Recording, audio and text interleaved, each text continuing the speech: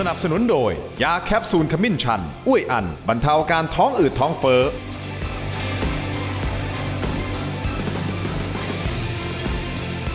สวัสดีครับตอนรับทุกท่านเข้าสู่รายการถกไม่เถียงครับถกกันต่อเนื่องเรื่องของการเมืองเปิดภาพกว้างมาเมื่อสักครู่นี้คุณผู้ชมเห็นหน้าค่าตาของแขกรับเชิญของผมทั้งสองท่านแล้วนะครับแนะนำแขกรับเชิญของผมก่อนและเดี๋ยวผมจะไล่ทีละประเด็นที่จะพูดคุยกันในวันนี้ท่านแรกครับท่านเป็นโฆษกพรรคประชาชนนะครับคุณไอติมพฤทธิ์วัชรศิลป์ครับสวัสดีครับคุณไอติมครับส่วนซ้ายมือของผมครับท่านเป็นแกนนำคณะหลอมรวมประชาชนนะครับคุณตู่จตุพรพรหมพันธ์ครับสวัสดีครับคุณตู่ครับขอบคุณทั้งสองท่านที่ให้เกียรติรายการถกไม่เถียงนะครับผมเอาประเด็นแรกก่อนเรื่องของการจัดตั้งรัฐบาลก่อนนะฮะอย่างที่เราทราบกันดีนะว่าแน่นอนแกนนำในการจัดตั้งรัฐบาลก็คือพรรคภูมิใจไทยซึ่งดูเหมือนจะได้เปรียบณตอนนี้นะฮะกับคะแนนเนี่ย190 กว่าคะแนนนะครับคุณผู้ชมอย่างนี้ครับศึกระหว่างพรรคภูมิใจไทยกับพรรคกล้าทำอันเนี้ยเป็นที่จับตาอย่างยิ่งเลยนะครับว่าสุดท้ายสุดเขาจะมีการร่วมรัฐบาลกันหรือไม่เป็นคีย์สำคัญโดยมีกระทรวงเกษตรและสหกรณ์นะฮะเป็นกระทรวงเกรด A ที่หมายปองกันเอาไว้ฉากทัศน์2ฉากทัศน์ผมอยากจะให้คุณผู้ชมได้เห็นไปพร้อมๆกันนะครับก็คือ1ฉากทัศน์ที่1คือพรรคกล้าทำร่วมรัฐบาลแต่อาจจะมีนะการจำกัดบทบาทหน้าที่ของท่านร้อยเอกธรรมนัสนะครับก็ทำให้พลังของพรรคกล้าทำนี้ลดลงไปเยอะฉากทัศน์ที่2ก็คือว่าพรรคกล้าทำก็ไปเป็นฝ่ายค้านซึ่งแน่นอนฝ่ายค้านพรรคประชาชนก็บอกแล้วนะครับว่าเรายินดีที่จะเป็นฝ่ายค้านแล้วครับแล้วก็ยินดีที่จะร่วมทำงานกับทุกพรรคที่เป็นพรรคคนโสดนะเพราะว่าพรรคร่วมรัฐบาลก็คือพรรคที่เขาตกลงปรงใจเป็นแฟนกันเพราะฉะนั้นใครที่เป็นฝ่ายค้านก็คือเป็นการรวมตัวของกลุ่มของคนโสดคุณผู้ชมครับอันนี้คือประเด็นณตอนนี้นะครับซึ่งถ้าดูจากเหตุการณ์ต่างๆที่ผ่านมาก็เห็นถึงความชัดเจนนะฮะว่าทางพรรคภูมิใจไทยก็ยังไม่ตอบแบบตรงไปตรงมาว่าตกลงพรรคกล้าทำจะไปในเส้นทางไหนนะครับต้องเข้าใจอย่างนี้กันก่อนนะครับคุณผู้ชมครับท่านอนุทินชาญวีรกูลผู้สื่อข่าวก็ไปถามนะจ่อไมค์ถามว่าตกลงพรรคกล้าทำอะไรยังไงจะร่วมรัฐบาลหรือไม่อย่างไรท่านอนุทินก็พูดแบบชัดเจนบอกว่ารอให้กกต.รับรองผลรอให้ทุกอย่างมันชัดเจนก่อนยังไม่ไปถึงตรงนั้นยังไม่ต้องคุย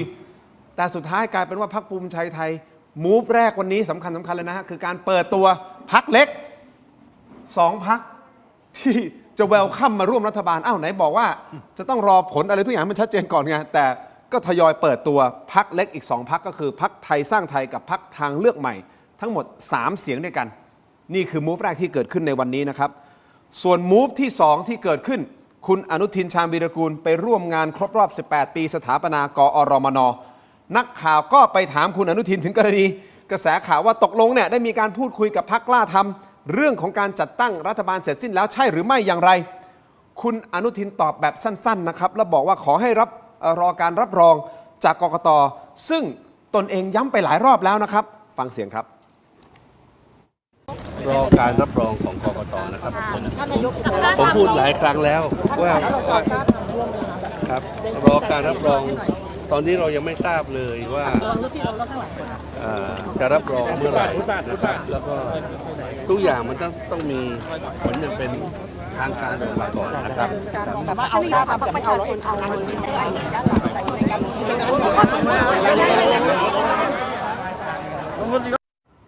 ผู้สื่อข่าวก็ถามเพิ่มเติมด้วยนะครับส่วนกระแสข่าวที่บอกว่าโอเคแหละร่วมกับพรรคกล้าทำแหละแต่จะไม่เอาร้อยเอกธรรมนัสพรหมเผ่าใช่หรือไม่ท่านอนุทินไม่ตอบคำถามนี้นะครับซึ่งจากวงในมีข้อมูลนะจากพรรคภูมิใจไทยก็ออกมาปล่อยข่าวบอกว่าที่ไม่อยากจะร่วมกับพรรคกล้าทำเนี่ยมันไม่ใช่เรื่องส่วนตัวนะฮะคุณผู้ชมคุณไอติมคุณตู่ครับไม่ใช่เรื่องส่วนตัวแต่เป็นโควต้ารัฐมนตรีเพราะว่าถ้าพรรคกล้าทำมาร่วมรัฐบาลเนี่ย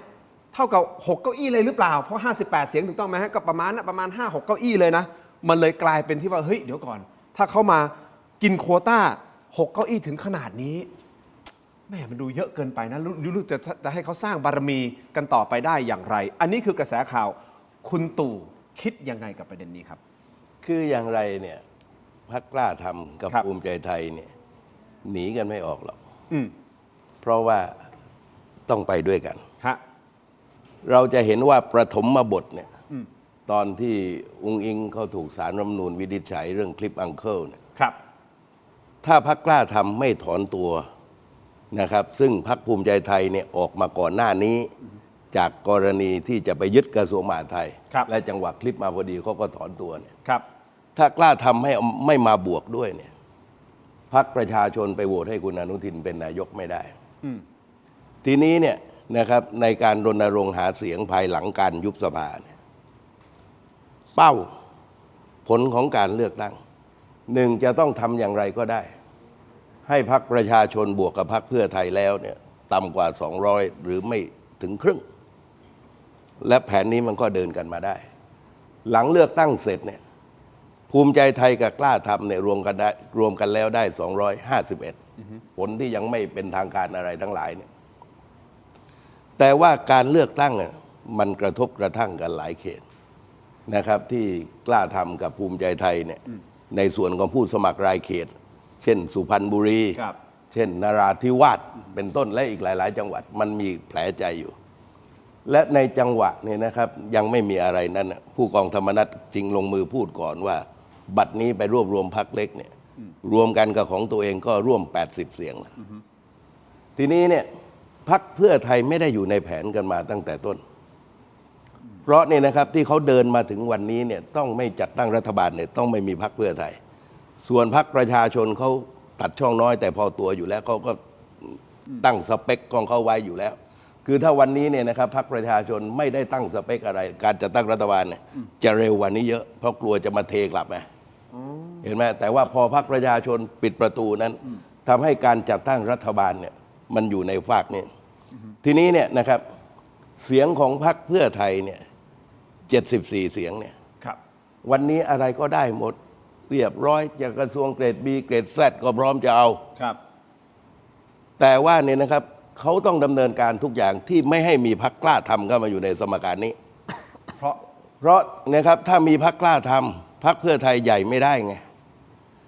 เพราะถ้ามีระหว่างภูมิใจไทยกับพรรคเพื่อไทยเนี่ยพรรคเล็กซึ่งเสียงรวมแล้วก็ไม่เพียงพอเนี่ยวันใดพรรคเพื่อไทยถอนตัวรัฐบาลล้มพรรคเพื่อไทยเนี่ยนะครับถ้าไม่มีพรรคกล้าทำเขาจะขี่คอพรรคภูมิใจไทยเลยไอ้ที่หมอบเนี่ยนะครับกระทรวงอะไรก็ได้แต่ว่าทันทีที่สลัดพรรคกล้าทำแบบเบ็ดเสร็จคุณอนุทินก็ยังตอบได้ไม่ขาดเห็นไหมเห็นไหมเพราะว่าถ้าวันใดไม่มีพรรคกล้าทำแล้วเราจะเห็นพรรคเพื่อไทยอีกบุคลิกหนึ่งถามว่าบุคลิกแบบไหนคล้ายๆตอนหาเสียงเลือกตั้งดุดันเกรี้ยวกราดเอาก็เจรจาตั้งรัฐบาลเนี่ยคนพรรคก็เท่ากันดิเอาคุณเอานายกไปแล้วมาไทยเราต้องเอานะแต่วันนี้จะไม่พูดเพราะว่ายังรอระหว่างการเจรจากับพรรคกล้าทำเห็นไหมเพราะฉะนั้นถ้ามีพรรคกล้าทำไปคานพรรคหนึ่งพรรคเพื่อไทยก็ออกฤทธิ์ไม่ได้ถามว่าคนในภูมิใจไทยเขานั่งรับตัวเลขไม่ออกนั่งรับตัวเลขออกนะครับแล้วก็รู้ว่านี่นะครับถ้าจับคู่กันมาแม้กระทั่งโควต้าเนี่ยจะแบ่งกันมากเนี่ยแต่ก็รู้ว่าใครจะขี่ใครนะครับเพราะฉะนั้นพรรคเพื่อไทยเขามีโอกาสจะกลับนะครับเข้าสู่สนามได้เนี่ยก็ต้องรอหักพรรคภูมิใจไทยในวันที่ไปกระทบกระเทือนในเรื่องกระแสต่ำสุดไอ้ชุดเวทีหาเสียงเลือกตั้งมันจะมีเรื่องพูดนะเวลานี้เนี่ยครับโกหกปี66โกหกปี69เนี่ยและครั้งหน้าจะพูดอะไรนะครับดังนั้นข่าวปล่อยๆแบบโง่ๆเช่นพรรคภูมิใจไทยต้องการเอากระทรวงเกษตรให้สุภจีเข้าไปคุมเห็นไหมพอรุ่งเช้าอีกวันจะยกกระทรวงเกษตรให้กับพรรคเพื่อไทยแล้วเห็นไหมแต่ต้องอยู่ภายใต้รองนายกถูกต้องสุภจีแต่ว่าเอาแล้วตอนกับพรรคกล้าทำเห็นไหมมันก็ไม่ได้มีปัญหานี้แต่ทำอย่างไรก็ได้ให้ดีดพรรคกล้าทำวันนี้พรรคเพื่อไทยไม่อยากให้พรรคกล้าทำเข้าร่วมมากกว่าภูมิใจไทยเพราะนี่นะครับจะทำให้พรรคเพื่อไทยมีอำนาจสูงสุดเหนือกว่าพรรคภูมิใจไทยเกมนี้อ่านออกกันแต่ทำเจียมคนที่ไม่รู้เกมมากที่สุดก็คืออาจารย์เชนหาเสียงเลือกตั้งเสร็จพวกนี้ถอดเสื้อแดงทิ้งหมดตัวเองยังใส่อยู่เนี่ยวันไปพรรคภูมิใจไทยตัวเองไม่ได้ว่าใครจริงแต่ฟังไอ้ณัฐวุฒิพูดฟังไอ้จตุรนต์ฉายแสงพูดจุลพันธ์พูดฟาดภูมิใจไทยตัวเองก็ไม่รู้ว่าพวกนี้นักการเมืองพอพูดเสร็จก็โยนเสื้อแดงทิ้งแล้วก็ใส่เสื้อที่อื่นไปแต่ว่าอย่างไรก็ตามนี้ผมเชื่อว่าพรรคกล้าทำเนี่ยโดยไม่มีผู้กองธรรมนัสผมก็เชื่อว่าเขาไม่รับตำแหน่งหรอกนะครับให้กลายเป็นเงื่อนไขนะครับเพราะแต่ว่าอย่างไรก็ตามนั้นมันยังมีเรื่องการเลือกตั้งที่มันเป็นโมฆะคู่ขนานวันนี้ทั้งคุณวิษณุออกมาแล้วอาจารย์วิษณุออกมาแล้วก่อนหน้านี้อาจารย์จรัญภักดีธนากุลก็ออกมาซึ่งเนี่ยนะครับผมว่าทั้งสองเรื่องเนี่ยกำลังจะเป็นเรื่องเดียวกันอยู่ เพียงแต่ว่าผมเนี่ยอยู่ในเหตุการณ์ทั้ง2 ครั้งที่มันเป็นโมฆะและก็เลือกตั้งไม่สำเร็จอีกครั้งหนึ่ง ครับ หลังจากนั้นก็ถูกรัฐประหารคาที่ทั้ง2 รอบเหมือนกัน อันเป็นผลจากการเลือกตั้งเป็นโมฆะเนี่ย คุณตู่เคยพูดประเด็นนี้เหมือนกันว่า ถูก ถ้าโมฆะนะถ้าครั้งนี้โมฆะเนี่ยจะตามมาด้วย มักจะตามมาด้วยรัฐประหาร เอาผมเล่านี่ดิขออนุญาตติมแป๊บว่าวันที่ 19 กันยาวันนี้เนี่ยครับไม่มีใครมองเห็นว่าจะมีการยึดอำนาจวันที่ 19 กันยาผมอยู่ทีมโฆษกเนี่ยทำหน้าที่เหมือนไอติมนี่แหละผมเนี่ยได้รับการรายงานจากประชาชนซึ่งเป็นสมาชิกพรรค ครับ ว่าทหารจากกองทัพภาคที่3พลโทสะพรั่งกัลยาณมิตรขนาดนั้นเนี่ยขนกำลังมานะครับผมโทรหาคุณภูมิธรรมเวชยชัยพี่อ้วนเนี่ยบอกให้ไปเช็คกับพลเอกธรรมรักษ์รัฐมนตรีว่าการกระทรวงกลาโหม ครับ ว่ามีทหารเคลื่อนกำลังเอาพี่อ้วนก็โทรไป แล้วยืนยันว่าไม่มี นี่วันที่ 19 กันยานะก็กลางทั้งวันก็โทรมาอีกผมว่าสุดท้ายเอาพี่อ้วนลองเช็คอีกทีดิปรากฏว่ายืนยันว่ารัฐมนตรีว่าการกระทรวงกลาโหม ยืนยันว่าไม่มีอ้าวและแกชักรำคาญหมดแล้วผมก็เลยเอาไม่มีก็ไม่มีนะตอนเย็นคุณบีราการบอกว่าหนังสือพิมพ์ไทยรัฐชวนไปเตะฟุตบอลด้วย ไปแข่งกับทหารในค่ายทหาร คู่แข่งเนี่ยนะครับพลตรีพลโทพันเอก ในวันที่ 19 กันยาในตอนเย็นดู ผมเนี่ยพอเตะฟุตบอลเสร็จ ผมดูพวกนู้นมันยิ้มแปลกๆว่าไอ้พวกนี้มันไม่รู้อะไรแล้ว ตัดสินใจโทรหาเสไอเนี่ยนะครับปัจจุบันล่วงลับไปแล้วซึ่งติดตัวกับพลเอกธรรมรักษ์ว่า ผมนี่อยู่ค่ายทหารกันนะช่วยบอกมาหน่อยว่าบัตรนี้เนี่ยเขายึดอำนาจได้แล้วยังหรือมีหรือไม่มีบอกน้องเอาไม่ทันแล้วเขายึดได้เรียบร้อยแล้ว ในขณะนั้นยังไม่ประกาศอะไรทีนะนี่ขนาดว่าวันที่ 19 กันยาเป็นรัฐบาลรัฐมนตรีกระทรวงกลาโหมยังตอบว่าไม่มีเลยนะครับเพราะฉะนั้นดันดานักวิชาการบอกวันนี้ไม่มีเหตุ ก็ใช่ที่เขาขนาดวันที่ 19 กันยาวันเกิดเหตุไอ้รัฐบาลในการข่าวครบมันยังไม่มีปัญญาเลยเห็นไหมแต่ว่าเราเนี่ยนะครับการเลือกตั้งอย่างไรก็ตามนั้นเนี่ยไม่สุจริตคือไม่สุจริตนะ โอเค นะครับไม่เที่ยงธรรมก็ไม่เที่ยงธรรมนะกกตนี่เป็นองค์กรที่ประหลาดตัดคำว่าโปร่งใสออกนะเมื่อก่อนสุจริตโปร่งใสเที่ยงธรรมโปร่งใสมันขวางหน้าขวางตาขวางหูอยู่เอาโปร่งใสออกนะครับแต่ว่าอย่างไรก็ตามนั้นนะผมดูทิศทางแล้ว ผมเห็นว่า2 เรื่องนี้มันกลายเป็นเรื่องเดียวกัน และท้ายที่สุดถ้าจำเป็นจะต้องหักคากระดานนั้นก็คือเรื่องมาจากพรรคเพื่อไทย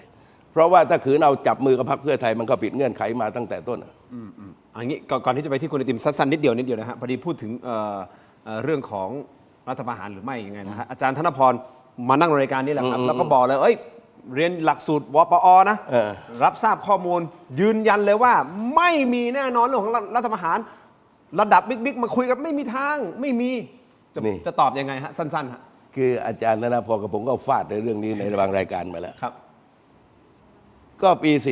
49ตอนนั้นไม่มีไอ้พรบจัดตั้งกระทรวงกลาโหมครับคุณทักษิณก็ตั้งพลเอกสนธิบุริยรักลินนะบอกว่าตั้งมากับมือนะครับตอนแล้วท้ายที่สุดก็ถูกยึดอำนาจครับและวันที่ 19 ที่ผมเล่าให้ฟังปี 57ตอนคุณยิ่งลักษณ์ปลดพลอากาศเอกสุกัมพลสุวรรณทัศน์ออกจากรัฐมนตรีกระทรวงกลาโหมนะผมโทรศัพท์หาคุณทักษิณเลยบอกว่าไปปลดได้ยังไงเนี่ยเดี๋ยวพลเอกประยุทธ์อย่ายึดอำนาจผมใช้คำนี้เลยนะตู่ไม่รู้อะไรไอ้ตู่ประยุทธ์มันแพ้ทางผู้หญิงว่าท่านยืนยันว่าไม่มีนะแล้วท้ายที่สุดก็เป็นอย่างว่าเห็นไหมวันนี้ไอ้นักเรียนบปอหลักสูตรของอาจารย์จ๊าบไอ้นี่เนี่ยนะครับมันจะสู้ไอ้ผบทบ2 คนนี้ได้ไงนี่ผมยกตัวอย่างเนี่ยเพราะฉะนั้นไอ้หลักสูตรเนี่ยวันที่ตัดสินใจไม่ใช่ไอ้พวกนี้ตัดสินใจไอ้พวกที่ไปเรียนมีหน้าที่ปฏิบัติตามเวลาเขาจะลงมือเนี่ยขนาดวันนั้นเนี่ยวันที่ 19 กันยามันยังไม่รู้กันเลยนะครับนี่ผมก็เช่งมันก่อนเรื่องหลักสูตรไอ้นี่ผมจะทลายทั้งวันโอปอนี่แหละขนาดคือมันปัญหาก็คือว่ามันเป็นที่แหล่งรวมคอนเน็กชันแล้วเอาความเชื่อประหลาดกันมาบอกไอ้พวกนี้รับปากแล้วมันมีปัญญารับปากอะไรล่ะก็ไอ้ผบทบมันรับปากมันยังไม่จำมาเลยโอเคได้ครับคุณผู้ชมหมายที่คุณไอติมผมเชื่อว่าคุณผู้ชมหลายท่านคุณไอติมพูดตรงๆมาอยากจะทราบเรื่องของพวกเลเซอร์ไอดีว่าตกลงมันเป็นยังไงซึ่งประเด็นนี้ผมสัญญาผมถามคุณไอติมแน่นอนแต่เราเรื่องของการเมืองก่อนการจัดตั้งรัฐบาลก่อนเมื่อสักครู่นี้เปิดมาในเรื่องของ move ของพรรคภูมิใจไทยกับพรรคกล้าทำคำถามเดียวกันฮะคุณคิดว่าตอนเนี้ยสถานการณ์มันคุกรุ่นอย่างนี้แล้ววิเคราะห์คล้ายๆกับคุณตู่จตุพรหรือเปล่าครับคือถ้าพูดถึงการเมืองภาพรวมเนี่ยผมเห็นด้วยกับคุณจตุพรว่ามันมี2 เรื่องใหญ่ที่กำลังต้องจับตามองอย่างคู่ขนาน1ก็คือการ จัดตั้งรัฐบาลนะครับซึ่งในมุมของพรรคประชาชนเราชัดเจนว่าเราทำหน้าที่แกนนำฝ่ายค้านเพียงแต่ว่าไม่รู้ว่ารัฐบาลในที่สุดแล้วเนี่ยจะมีส่วนผสมของพรรคอะไรบ้างอีกเรื่องหนึ่งที่ต้องทำคู่ขนานคือการตรวจสอบเรื่องการเลือกตั้งรวมไปถึงการทำงานของกกต.ที่ผ่านมานะครับซึ่งก็มีข้อพิรุธหลายอย่างที่ยังไม่มีข้อสรุปนะครับในส่วนของการจัดตั้งรัฐบาลเนี่ยผมว่ามีข้อสังเกตอยู่ 2-3 ประการยังไงครับประการแรกเนี่ยต้องบอกว่าสิ่งที่เกิดขึ้นณเวลานี้เนี่ยไม่น่าจะมีอะไรที่เหนือความคาดหมายเพราะว่าถ้าเราไปดูในบรรดาพรรคการเมืองที่กำลังคุยกันว่าจะร่วมหรือไม่ร่วมรัฐบาลเนี่ยตอนก่อนการเลือกตั้งเนี่ยไม่เคยมีพรรคไหนประกาศชัดเจนอยู่แล้วว่าจะไม่ร่วมรัฐบาลกับใครดังนั้นเนี่ยในมุมของกระดานการเมืองเนี่ยมันเปิดกว้างอยู่แล้วว่าพรรคภูมิใจไทยจะไปจับมือกับพรรคไหนอย่างไรนะครับแต่ประการที่2เนี่ยแม้ว่าอาจจะไม่ได้มีการประกาศชัดเจนว่าพรรคภูมิใจไทยกับพรรคกล้าทำไม่ได้ประกาศก่อนการเลือกตั้งว่าจะจับมือกันไปตลอดรอดฝั่งเนี่ยแต่มันก็มีสัญญาณบางอย่างที่ทำให้สังคมเข้าใจได้ว่าน่าจะมีความร่วมมือกัน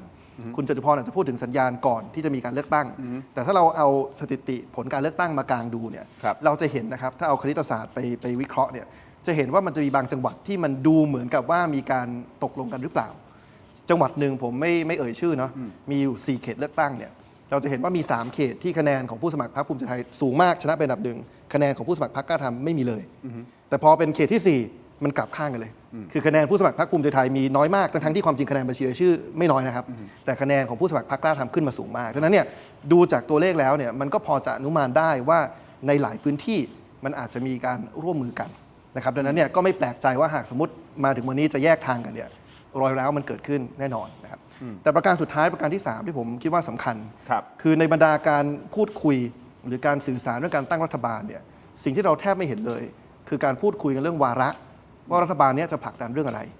คือพอมันเป็นรัฐบาลผสมที่ต้องมีหลายพรรคการเมืองมาจับมือร่วมกันเนี่ยสิ่งที่เราคาดหวังก็คือว่าในเมื่อแต่ละพรรคอาจจะหาเสียงด้วยนโยบายที่ไม่เหมือนกันสิ่งที่เราคาดหวังคือเมื่อมาจับมือกันตั้งรัฐบาลแล้วเนี่ยคุณต้องประกาศหน่อยไหมให้สังคมรับรู้ว่าไอ้นโยบายที่เห็นต่างกันเนี่ยจะหาจุดกึ่งกลางตรงไหนหรือว่าจะเอานโยบายของใครเป็นนโยบายหลัก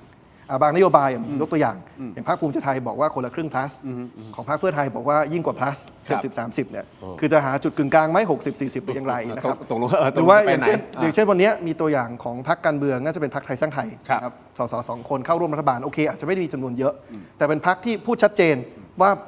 ประเด็นสำคัญที่สุดของประเทศไทยคือการแก้ไขปัญหาการทุจริตคอร์รัปชันแต่คุณกำลังร่วมกับนายกที่ในวันเมื่อสัปดาห์ก่อนหน้านี้ในวันที่มีการประกาศว่าคะแนนความโปร่งใสของไทยตกต่ำสุดในรอบ10 กว่าปีเนี่ยกลับบอกว่าเชื่อว่าไม่มีการทุจริตการเลือกตั้งเลยดังนั้นเนี่ยได้มีการคุยกันก่อนไหมว่าวาระหลักของพรรคไทยสร้างไทยเรื่องการแก้ไขปัญหาการทุจริตเนี่ยรัฐบาลผสมที่นำโดยพรรคภูมิใจไทยและนายกชื่อคุณอนุทินเนี่ยจะแก้ปัญหาได้ยังไงนะครับอันนี้เป็นบทสนทนาที่ผมไม่เห็นเลยนะครับในการแถลงข่าวถ้าผมตกหล่นไปก็ต้องขออภัยด้วยแต่เท่าที่ติดตามดูเนี่ยแทบไม่มีการพูดคุยเรื่องวาระเลยซึ่งมันเป็นเรื่องที่ผมคิดว่าสำคัญที่พี่น้องประชาชนต้องรับรู้ในการที่มีการจัดตั้งรัฐบาลผสมแบบนี้ผมขอเสริมคุณไอติมนะคุณตู่นิดเดียวคุณผู้ชมครับคือถ้าพูดถึงเรื่องของไทยสร้างไทยนะคุณหญิงสุดารัตน์นั่งอยู่ตรงนี้แหละครับผมจำได้เลยตรงนี้เลยแล้วท่านเป็นคนพูดเลยว่านโยบายสำคัญที่สุดคือเรื่องของปราบคอร์รัปชันเพราะว่าถ้าสามารถที่จะปราบคอร์รัปชันได้จริงๆมันจะสามารถที่จะเซฟเงินให้กับประเทศชาติเนี่ยเป็นแสนล้านต่อปีนะฮะถูกต้องไหมฮะแล้วก็เป็นนโยบายที่ยืนหยัดและแน่นอนตอนนี้คุณหญิงก็ลาออกถูกต้องไหมฮะณตอนนี้นะครับแต่วันนั้นพูดชัดเจนเพราะฉะนั้นประเด็นที่คุณไอติมยกขึ้นมามันก็น่าสนใจเหมือนกันนะฮะคุณตู่ครับว่าเอ๊ะแล้วตกลงพอไปร่วมแล้วเนี่ยไอ้จุดยืนที่บอกว่าจะต้องการปราบคอร์รัปชันทั้งหมดเนี่ยมันทำได้หรือไม่และถ้าเกิดภาพลักษณ์ผมพูดภาพลักษณ์เฉยๆนะฮะเท็จจริงก็ต้องมายืนยันกันนะว่าพรรคกล้าทำมารวมกันแล้วเนี่ยภาพลักษณ์ที่ออกมาดูแบบคุณผู้ชมยังตั้งข้อสงสัยอยู่ว่าเอ๊ะตกลงพรรคนี้มันยังไงอยู่ตกลงจะเทาไหมหรือไม่เทาหรืออะไรยังไงนึกออกไหมครับมันก็จะทำให้สิ่งที่คุณไอติมพูดยิ่งมีน้ำหนักใหญ่เลยว่าตกลงจะไปยังไงมีการคุยกันหรือยังแต่ที่แน่ๆคุณผู้ชมครับมีข่าวปล่อยออกมาบอกว่าสีเขียวกับสีน้ำเงินก็คือภูมิใจไทยกับกล้าทำคุยกันแล้วคุยกันเรียบร้อยตกลงกันเรียบร้อยแล้วนะฮะคุณผู้ชมครับเก้าอี้รัฐมนตรี3รัฐมนตรีว่าการบวกกับ3รัฐมนตรีช่วยรวมเป็น6ที่นั่งโดยไปปิดดีลกันที่สมาคมศิษย์เก่าแห่งหนึ่งที่แถวทำการพรรคภูมิใจไทยอันนี้คือข่าวที่มันออกมาทั้งสองท่านคิดเห็นอย่างไรเดี๋ยวขออนุญาตพักสักครู่สั้นๆนิดเดียวคุณผู้ชมครับยังมีประเด็นเรื่องของเลเซอร์ ID ที่จะต้องไปกันต่อเรื่องของกกต.ที่เมื่อวานนี้ก็มีการออกมาประกาศ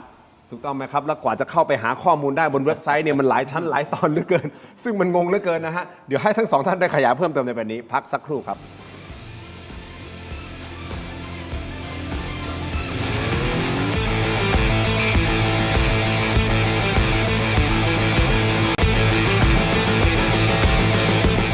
เฮ้ยรถเป็นไร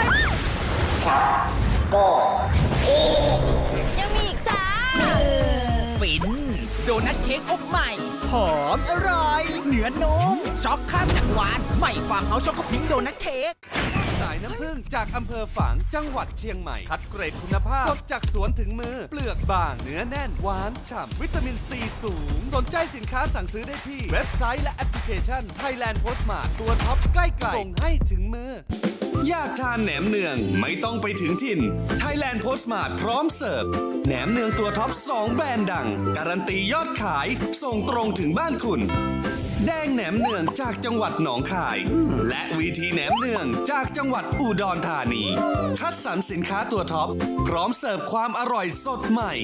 สนใจสินค้าสั่งซื้อได้ที่เว็บไซต์และแอปพลิเคชัน Thailand Postmart ตัวท็อปใกล้ๆส่งให้ถึงมือ ดีขนาดนี้อย่ารอช้า สายเกม สายลงทุน สาย AI สายเทคต้องไม่พลาด ลดราคาพิเศษให้ทันที 2,000 บาท BrainTech Tri Screen จอเสริมอัจฉริยะ เปลี่ยนโน้ตบุ๊กธรรมดาให้ทำงานพร้อมกันได้ถึง 4 จอ ดีไซน์พับเก็บง่าย พกพาสะดวก มี 2 รุ่นให้เลือก 17,900 บาทสำหรับรุ่น 14 นิ้ว และ 19,900 บาทสำหรับรุ่น 16 นิ้ว สั่งซื้อออนไลน์ได้แล้ววันนี้เพียงค้น BrainTech Tri Screen หรือ Advice ทุกสาขาทั่วประเทศ BrainTech Tri Screen where thinking meets technology ดีขนาดนี้อย่ารอช้า สายเกม สายลงทุน สาย AI สายเทคต้องไม่พลาด ลดราคาพิเศษให้ทันที 2,000 บาท BrainTech Tri Screen จอเสริมอัจฉริยะ เปลี่ยนโน้ตบุ๊กธรรมดาให้ทำงานพร้อมกันได้ถึง 4 จอ สนับสนุนโดย ยาท่าน้ำขาวหานคู่ 49 บาท ฝาสีฟ้า มีตัวยาฟีนิลซาลิซิเลตไอเฮิร์บชูการ์ฟรี ชุ่มคอ มีสารสกัดสมุนไพร 4 ชนิด กลับมากันต่อนะครับคุณผู้ชมครับยังอยู่กับคุณตู่จตุพรและคุณไอติมพริตนะฮะพูดคุยกันต่อคุณผู้ชมครับอย่างที่ผมพูดไปเมื่อสักครู่นะฮะช่วงท้ายของเบรกที่แล้วบอกว่าพรรคกล้าทำจริงๆมีการคุยกับพรรคภูมิใจไทยแล้วและอย่าลืมนะว่าคุณธรรมนัสก็บอกเองนะฮะก็บอกกับสื่อเองว่าวันที่ 19 จะมีการประชุมพรรคก่อนที่ท่านจะเดินทางไปที่ยุโรปก็ไม่แน่ใจว่ามีการคุยกันตกลงกันแล้วอย่างที่มีข่าวปล่อยออกมาหรือไม่นะครับแต่ล่าสุดฮะคุณไผ่ลิกเลขาธิการพรรคกล้าทำนะครับก็ออกมาให้ข้อมูลครับเป็นความเคลื่อนไหวจากฝั่งพรรคกล้าทำเมื่อเวลาประมาณ 15 นาฬิกาที่ผ่านมาคุณไผ่ลิกนะฮะก็มาเปิดใจถึงทิศทางการร่วมรัฐบาลที่ดูเหมือนว่าจะมีความซับซ้อนขึ้นเรื่อยๆนะครับโดยระบุว่าการเมืองครั้งนี้แปลกและยุ่งยากกว่าที่เคยเป็นมามันแปลกจริงไหมฮะแปลกไหมฮะยุ่งยากไหมโอเคตอนกกตเนี่ยยุ่งยากโอเคกกตเยอะเดี๋ยวไปถึงกกตแน่นะครับคุณไผ่ลิกบอกว่าหลังการประชุมพรรคนะฮะบอกพรรคกล้าทำพร้อมเป็นได้ทุกบทบาทครับแต่ยอมรับว่าครั้งนี้การติดต่อประสานงานทำให้ได้ยากกว่าทุกครั้งที่ผ่านมาส่วนประเด็นที่พรรคภูมิใจไทยอาจจะมีเงื่อนไขโหวตเลือกนายกรัฐมนตรีก่อนแล้วค่อยมาแบ่งกระทรวงกันภายหลังคุณไผ่ลิกก็บอกว่าเงื่อนไขแบบนี้ไม่มีในโลกทุกอย่างต้องพูดคุยตกลงกันชัดเจนก่อนที่จะเดินหน้าโหวตนายกรัฐมนตรีนี่คือคุณไผ่ลิกพูดนะฮะส่วนกระแสข่าวบอกว่าร้อยเอกธรรมนัฐพรหมเผ่าอาจจะชวดเก้าอี้รัฐมนตรีในครม.อนุทิน 2คุณไผ่ยืนยันชัดเจนว่าผู้กองธรรมนัฐไม่ได้ยึดติดตำแหน่งนะฮะและพรรคกล้าทำในวันนี้ไม่มีข้อแม้หรือข้อต่อรองใดๆทั้งสิ้นพร้อมสวนกลับถึงกระแสข่าวกระแสกดดันว่าในเมื่อบอกว่าไม่ยึดติดตำแหน่งแล้วจะเอาอะไรอีกอย่าเอาความผิดมาโทษที่พวกเราเลิกเล่นการเมืองแล้วเดินหน้าประเทศดีกว่านอกจากนี้ยังแสดงถึงความกังวลนะความไม่ชัดเจนของกกต.โดยเฉพาะเรื่องของบาร์โค้ดบนบัตรเลือกตั้งซึ่งอาจจะนำไปสู่การเลือกตั้งใหม่ได้ทุกเมื่อแต่หากเลือกตั้งนะขออภัยฮะแต่ถ้าหากต้องเลือกระหว่างการเลือกตั้งใหม่กับการเป็นฝ่ายค้านคุณไผ่มองว่าการเป็นฝ่ายค้านนั้นง่ายกว่าเพราะเห็นใจผู้สมัครที่ต้องแบกรับค่าใช้จ่ายพร้อมทิ้งท้ายขอบคุณ58เสียงจากประชาชนนะฮะที่ไว้วางใจพรรคกล้าทำคุณตู่ครับสรุปเขาคุยกันเรียบร้อยแล้วถ้าฟังแบบนี้คือความเป็นจริงนั้นเนี่ยมันมาคือทั้งทุกพรรคการเมืองมันมีปัญหาจะมีปัญหาเก่าปัญหาใหม่กระทบกระทั่งเก่ากระทบกระทั่งใหม่ครับแต่ว่าความเป็นจริงนักการเมืองความจำก็สั้นกันอยู่แล้วครับ ก็ลืมอะไรกันง่ายได้นะครับ ลงจากเวทีก็เหมือนไม่มีอะไรเกิดขึ้น โอเค ทีนี้เนี่ยนะครับผมก็เชื่อว่าหมากของพรรคกล้าทำเองนั้น ครับ แน่นอนที่สุดถ้าตัวของผู้กองธรรมนัฐเนี่ยยังดื้ออยู่อีกเนี่ยคือหมายความว่าไม่ยอมเพราะเรื่องเงื่อนไขตัวเอง ก็จะเกิดความเสียหาย ที่ไอ้เจ้าไผ่มันพูดเนี่ยก็คือหมายความว่าผู้กองก็ไม่ได้ติดใจแล้วนะครับอย่างไรก็รอบนี้มันก็ความเป็นผู้กองก็ถ้าเข้าตัวเองกลายเป็นเงื่อนไขเนี่ยนะครับก็ต้องถอยกันออกมา แล้วแต่ว่าพรรคนี้ก็มันก็รู้ว่าใครเป็นใครกันอยู่นะครับก็ว่าความเป็นจริงเนี่ยหมากทางการเมืองณปัจจุบันเนี่ยแทบทุกพรรคการเมืองขนาดใหญ่เนี่ยขุนมันอยู่นอกกระดานทั้งนั้นนะถ้าขุนมันไปอยู่ในกระดานเนี่ยมันจะยิ่งเดินยากกว่าขุนนอกกระดานเอาพรรคเพื่อไทยก็นอกกระดานภูมิใจไทยก็เห็นกันอยู่เห็นไหมแม้กระทั่งพรรคประชาชนเอานะเพราะฉะนั้นผู้กองธรรมนัฐเองก็ต้องถ้าจะคิดนะครับในทางการเมืองก็ต้องวางตัวว่าตัวเองต้องเป็นขุนนอกกระดานมันจึงจะเดินกันไปได้แต่ว่าอย่างไรก็ตามนั้นน่ะมันหมากบังคับมันหนีกันไม่ออกหรอกนะครับเพียงแต่ว่าเขาต้องกดให้มันสุดในการเมืองเนี่ยคือหมายความว่าให้มันเสียผู้เสียคนแต่ว่าทางนี้ก็พอไอ้กูรูเนี่ยนะครับไอ้เรื่องเลือกตั้งโมฆะออกมาพูดเนี่ยมันก็จะบีบเรื่องการเจรจาผมก็ยังมองว่าสองเรื่องนี้ดูเสมือนหนึ่งว่าเป็นเรื่องเดียวกันอยู่นะเอางี้คุณตู่สรุปง่ายๆเลยคุณบรรทมเราวิเคราะห์คุณคิดว่าร่วมถูกไหมฮะร่วมแน่นอนถ้าไม่ร่วมก็เสร็จพรรคเพื่อไทยโอเคถ้าอย่างนี้นะโอเคคุณตู่บอกว่าร่วมแน่นอนถ้าไม่งั้นอย่างที่คุณตู่วิเคราะห์ไปนะครับแต่ผมขอมองข้ามไปอีกมิติหนึ่งสมมุติเกิดไม่รู้เพราะอะไรก็แล้วแต่นะเกิดไม่ร่วมเพราะว่ามันก็มีนักวิชาการหรือกูรูบางท่านก็บอกว่าพยายามที่จะเตะกล้าทำเนี่ยให้ไปเป็นฝ่ายค้านร่วมกับพรรคประชาชนแล้วจะทำให้การทำงานเนื่องจากว่าคนละสไตล์อ่ะทำให้การทำงานระหว่างพรรคประชาชนกับพรรคกล้าทำเนี่ยมันคนละสไตล์ถูกต้องไหมทำให้พรรคประชาชนทำงานยากขึ้นนั่นหมายความว่าอะไรฮะการตรวจสอบรัฐบาลก็อาจจะตะกุกตะกักไม่สมูทอ่ะไม่ลื่นไหลอ่ะคุณไอติมมองประเด็นนี้ไงคือต้องบอกว่าการเมืองระบบรัฐสภาเนี่ยอย่างที่คุณทินพูดตอนต้นรายการถูกนะครับก็คือว่าพรรคการเมืองเนี่ยมีแต่เขาตกลงกันว่าจะร่วมรัฐบาลกันหรือไม่มันก็เหมือนกับ2คนที่ตกลงเป็นแฟนกันถูกฮะพรรคฝ่ายค้านเนี่ยมันคือคนโสดที่มาอยู่รวมกันผมเอาคำพูดคุณมาผมเอาคำพูดคุณมาเลยนะใช่ดังนั้นเนี่ยโดยธรรมชาติเนี่ยเราในฐานะแกนนำพรรคฝ่ายค้านเนี่ยก็ต้องทำหน้าที่ฝ่ายค้านไม่ว่าพรรคอื่นใดจะเป็นฝ่ายค้านกับเราบ้างนะครับแล้วความจริงธรรมชาติของการทำงานฝ่ายค้านมันไม่เหมือนกับการทำงานของรัฐบาลคืออย่างที่ผมบอกการทำงานของรัฐบาลผสมเนี่ยมันอยู่ในคณะรัฐมนตรีชุดเดียวกันแม้ว่าอาจจะมีการแบ่งกระทรวงต่างๆเนี่ยแต่มันต้องมีเป้าหมายตรงกันมีชุดนโยบายที่ขับเคลื่อนร่วมกันมันก็เลยเป็นเหตุผลว่าทำไมเราถึงคาดหวังว่าต้องฟังวาระให้ชัดเจนว่ารัฐบาลผสมต่างๆเนี่ยจะผลักดันวาระอะไรยกตัวอย่างเราคุยกันเยอะเนี่ยว่าเขาแย่งกระทรวงเกษตรกันเนี่ยคุยกันไหมว่าแย่งกันเพราะอะไรพรรคนี้มีนโยบายเกษตรแบบนึงพรรคนี้มีนโยบายเกษตรอีกแบบนึงเลยตกลงกันไม่ได้หรือเปล่าหรือมันเป็นเรื่องอะไรยังไม่ไปถึงตรงนั้นเอาให้ใครมาคุมก่อนแล้วค่อยออกมานโยบายออกมามักจะเป็นอย่างนี้ก็นี่แหละอันนี้มันคือปัญหาของการเมืองไหมครับว่าคุณไม่เอาวาระเอานโยบายเป็นตัวตั้งนะครับเพราะฉะนั้นเนี่ยอันนี้คือสิ่งเราคาดหวังจากรัฐบาลแต่ฝ่ายค้านเนี่ยไม่ต้องคาดหวังให้พรรคฝ่ายค้านมาคุยกันหรอกครับว่ามีวาระอะไรร่วมกันเพราะว่าธรรมชาติของการทำงานฝ่ายค้านเนี่ยแน่นอนการร่วมมือกันในการแบ่งจัดสรรเวลาตามสัดส่วนสสอันนี้มันมีอยู่แล้วในเชิงธุรการผ่านกลไกวิปฝ่ายค้านแต่การตรวจสอบเนี่ยความจริงมันต่างคนต่างตรวจสอบอยู่แล้วนะครับยกตัวอย่างในสภาชุดที่แล้วเนี่ยที่ผมทำหน้าที่เป็นสสอยู่เนี่ยเราเป็นแกนนำพรรคฝ่ายค้านตลอดทั้ง2 ปีกว่าของสภาชุดที่แล้วพรรคที่มานั่งอยู่ในวิปฝ่ายค้านร่วมกับเราเนี่ยเปลี่ยนตลอดนะครับช่วงแรกน่าจะเป็นพรรคประชาธิปัตย์ผ่านไปสักพักหนึ่งเป็นพรรคพลังประชารัฐผ่านไปสักพักหนึ่งก็เป็นพรรคภูมิใจไทยผ่านไปสักพักหนึ่งก็มีพรรคเพื่อไทยมาอยู่ฝ่ายค้านด้วยแต่ไม่ได้อยู่ในวิปดังนั้นเนี่ยโดยธรรมชาติเนี่ยพรรคฝ่ายค้านมันไม่ได้จำเป็นจะต้องเห็นตรงกันในทุกเรื่องถึงจะทำงานอย่างมีประสิทธิภาพมันเหมือนกับว่าถ้าเราจินตนาการว่าตรงนี้คือรัฐบาลเนี่ยการมีฝ่ายค้านหลายพรรคเนี่ยมันก็เหมือนกับสามารถโดนตรวจสอบได้หลายทางเพราะฉะนั้นจะไม่ได้เกี่ยวข้องว่าจะทำให้พรรคประชาชนทำงานได้ยากขึ้นก็ถ้าสมมติเกิดพรรคกล้าทำมาร่วมแล้วคือเราทำงานของเราอยู่แล้วครับดังนั้นไม่กระทบการทำงานของเราไม่ว่าพรรคไหนจะเป็นฝ่ายค้านใช้คำนี้ดีกว่าโอเคงั้นผมไปประเด็นหนึ่งเลยนะฮะเกี่ยวข้องกับท่านร้อยเอกธรรมนัฐด้วยนะเพราะท่านร้อยเอกธรรมนัฐเนี่ยพูดประเด็นหนึ่งมาแล้วทำให้ผมนิดนึงเราจะเรียนถามทั้ง2ท่านเลยนะก็คือเลือกตั้งเนี่ยอาจจะโมฆะก็ได้นะมันเป็นเรื่องใหญ่นะผมไปปรึกษากูรูมีกูรูหลายท่านมาบอกแล้วนะว่าเฮ้ยน่าเป็นห่วงนะเรื่องเนี้ยมันน่าเป็นห่วงมากกว่าว่าใครจะมาจับกับใครมาเป็นรัฐบาลซะด้วยซ้ำ อันเนี้ยท่านน้อยธรรมนัฐพูดเป็นนัยยะออกมาเมื่อวานนี้มีการวิเคราะห์ในรายการนะครับวันนี้ก็มีอาจารย์นันทนามานั่งนะฮะรวมถึงคุณวิโรจน์ก็มองว่าอันนี้อาจจะเป็นเทคนิคในการ พูดเพื่อที่จะต่อรองอะไรบางอย่างหรือเปล่า ทั้งสองท่านมองเห็นยังไงฮะในประเด็นนี้ในการที่ร้อยเอกธรรมนัฐออกมาพูดประเด็นนี้และเดี๋ยวผมจะต่อเนื่องเลยนะฮะเพราะว่ากูรูเรื่องของนะกฎหมายต้องบอกว่าระดับปรมาจารย์อาจารย์วิษณุเครืองามออกมาเคลื่อนไหวในประเด็นนี้ในวันนี้ก็ค่อนข้างที่จะเป็นเรื่องใหญ่นะครับบอกว่าเฮ้ยอาจจะไม่รับแล้วนะไอการเลือกตั้งครั้งนี้อ่ะพี่ตู่ก่อนครับเดี๋ยวจะไปที่คุณติมต่อ เนี่ยหัวข้อเนี่ยคำว่าอำนาจเก่าเนี่ยที่จะตอบมันมีว่าเก่าขนาดไหน ไอหัวข้อเราใช่ไหม คือคำว่าเก่าเนี่ยมันก็มีเก่าเรียงตามลำดับนะแต่ว่าเก่าที่ยังทรงอิทธิพลจริง ๆ เนี่ย ซึ่งไม่ใช่3 บอนะซึ่งไม่ผมต้องบอกก่อนซึ่งไม่ใช่3 บอนะซึ่งก็ยังนะครับยังมีศักยภาพ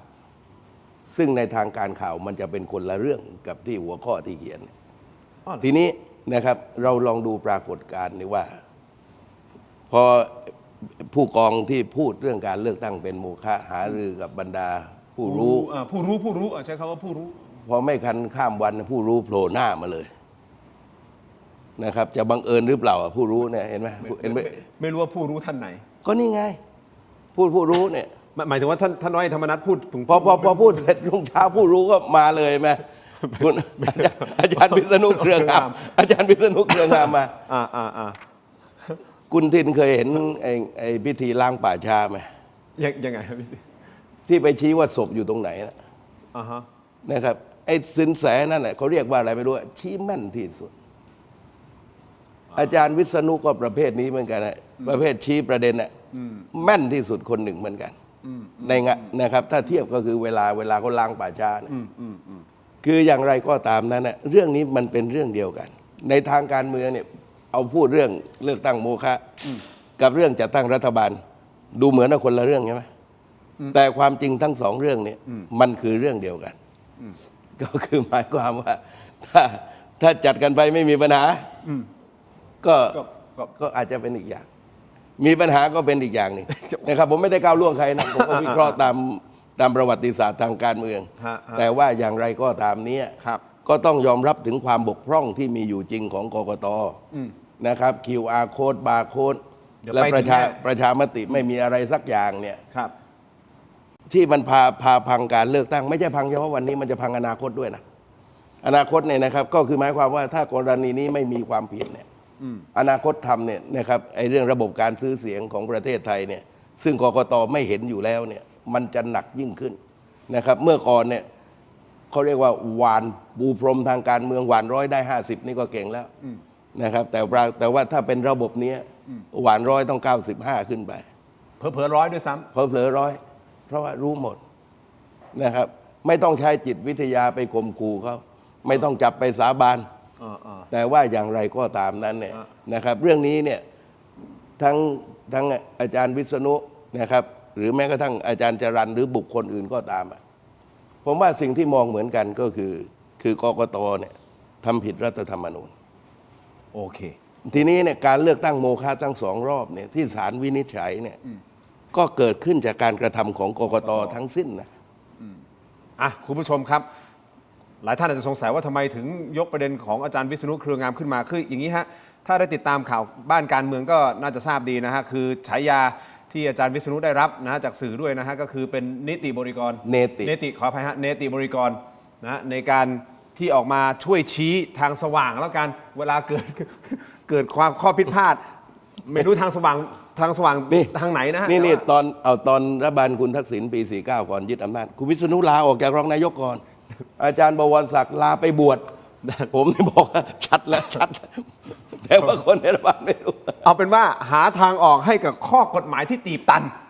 ใช้คำนี้แล้วกันนะในรัฐบาลหลายรัฐบาลนะต้องเข้าใจอย่างนี้ก่อนนะแล้วครั้งนี้ไม่ได้ยินชื่ออาจารย์วิษณุมาพักใหญ่ๆนะแล้วปุ๊บวันนี้ออกมาพูดในประเด็นนี้บอกว่าไอ้บาร์โค้ดQRโค้ดบำบัดเลือกตั้งเนี่ยอาจจะทำให้การเลือกตั้งครั้งนี้เป็นโมฆะเพราะว่าการลงคะแนนไม่หลับตามเจตนารมณ์ของรัฐธรรมนูญคุณไอติม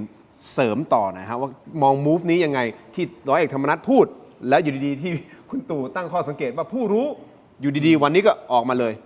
คือเจตนาของแต่ละคนในการมาให้ความสนใจกับเรื่องนี้เนี่ยผมยังไม่ไปวิเคราะห์กันละกัน ผมเชื่อว่าหลายคนก็พอจะคาดการณ์ได้จากที่คุณจตุพรวิเคราะห์เมื่อสักครู่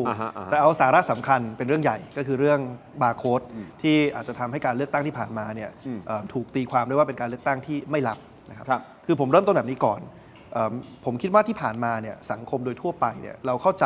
ว่าเวลาเราพูดว่าการเลือกตั้งลับเนี่ยมันหมายความว่าเราเข้าคูหาเรากาให้กับใครเนี่ยไม่มีทางที่ใครจะรู้ได้เลยคือไม่ว่าคนอื่นจะเข้าถึงข้อมูลไปเปิดหีบไปดูต้นขั้วยังไงเนี่ยมันไม่มีทางที่จะสามารถไปตรวจย้อนกลับไปได้ว่าคุณทินเนี่ยโหวตให้กับใคร อันนี้คือความเข้าใจเรามาโดยตลอดก็คือว่าไม่ว่าจะเข้าถึงข้อมูลอะไรเนี่ยถ้าเจ้าตัวไม่บอกเนี่ยไม่มีทางรู้ว่าเจ้าตัวโหวตใครนั่นคือคำว่าแปลว่าลับก็คือพูดง่ายๆคือมันไม่สามารถตรวจย้อนกลับได้ทั้งในเชิงทฤษฎีและในเชิงปฏิบัตินะครับถ้าเป็นแบบนี้มันก็ชัดเจนแล้วว่าการมีบาร์โค้ดที่สามารถระบุรหัสของบัตรได้แล้วสามารถเอาโค้ดนั้นไปเชื่อมกับรหัสบนต้นขั้วได้และไปเชื่อมกับบัญชีรายชื่อผู้ใช้สิทธิ์ได้เนี่ยมันไม่ลับแล้วแต่มันยากมากนะคือถ้านิยามที่กกตบอกนิยามแบบที่ผมพูดเมื่อสักครู่ที่ผมเชื่อว่าสังคมโดยทั่วไปเข้าใจและที่ตรงกับที่อาจารย์วิษณุพูดและนักกฎหมายหลายคนพูดเนี่ยมันไม่เกี่ยวกับว่ายากง่ายนะครับคือลับมันต้องหมายความว่าไม่สามารถตรวจย้อนกลับได้เลย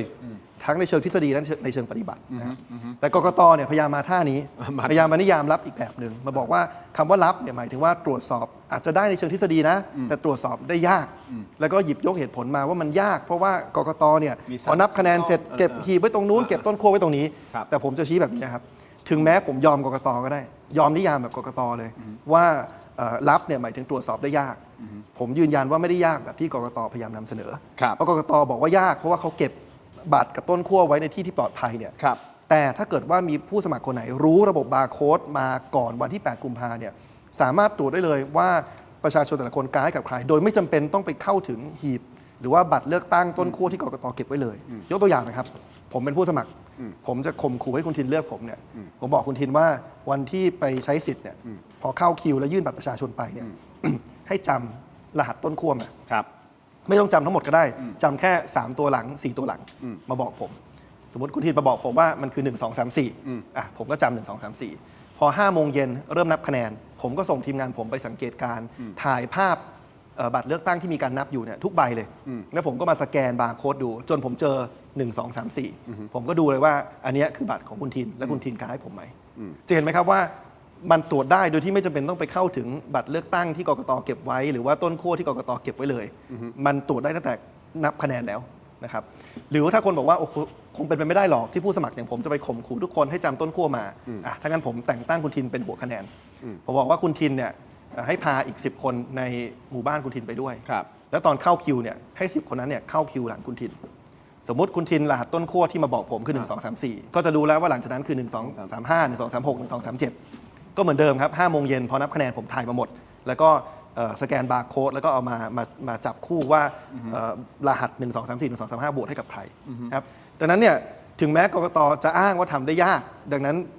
กกตเลยพยายามจะไปออกท่านี้ว่าดังนั้นเนี่ยมันเลยเป็นการเลือกตั้งที่ลับแต่ผมชี้เห็นว่ามันไม่ได้ยากขนาดนั้นแล้วที่น่าสนใจ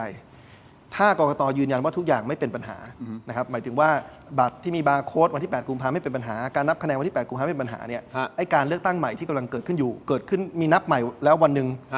หน่วยหนึ่งวันนี้แล้วเดี๋ยววันอาทิตย์มีเลือกตั้งใหม่ในบางหน่วยด้วยเนี่ยก็ต้องใช้บัตรแบบเดิมและต้องดำเนินการแบบเดิมแต่วันนี้ที่มีการนับใหม่เนี่ยเราเห็นแล้วว่าในการนับคะแนนเนี่ยผมไม่รู้ว่าโดยบังเอิญหรือไม่นะแต่จากภาพที่ผมเห็นในสำนักข่าวเนี่ยก็มีบางกรณีที่หยิบบัตรขึ้นมาเนี่ยแล้วเหมือนกับ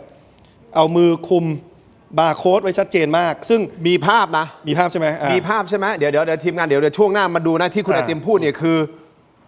เวลานับไม่รู้บังเอิญไหมไม่รู้นะพี่ตู่บังเอิญหรือเปล่าบาร์โค้ดตรงนี้ใช่ไหมเขาหยิบขึ้นมาอย่างนี้มิดเลยครับเวลานับปิดอย่างนี้ใช่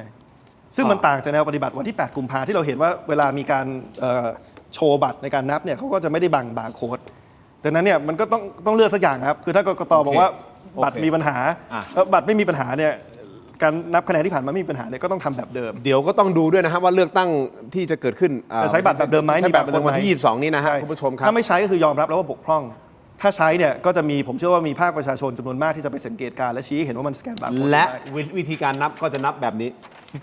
หรือเปล่าผมไม่แน่ใจ ซึ่งก็สามารถโต้แย้งได้ ไม่แน่ใจ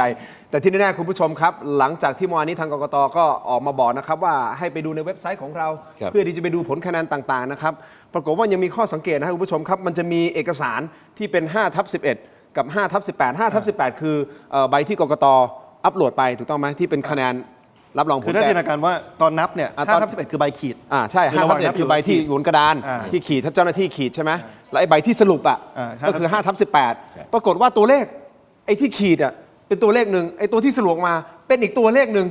เอ้าทำไมเป็นอย่างนั้นนี่คือเขาตรวจสอบมาแล้วใช่หรือไม่อย่างไรก็ตั้งข้อสังเกตมีหลายที่ด้วยนะฮะหลายพื้นที่ที่เป็นอย่างนี้คุณผู้ชมเดี๋ยวพักกันสักครู่ช่วงหน้ากลับติดตามนะพร้อมกับข่าวปล่อยออกมาบอกว่าจริง ๆ แล้วเนี่ยร้อยเอกธรรมนัฐที่โดนครั้งนี้เนี่ยมันเป็นเรื่องของความแค้นเก่าตั้งแต่สมัยขออนุญาตนะฮะท่านธรรมนัฐเนี่ยพาคนอพยพออกจากพรรคพลังประชารัฐ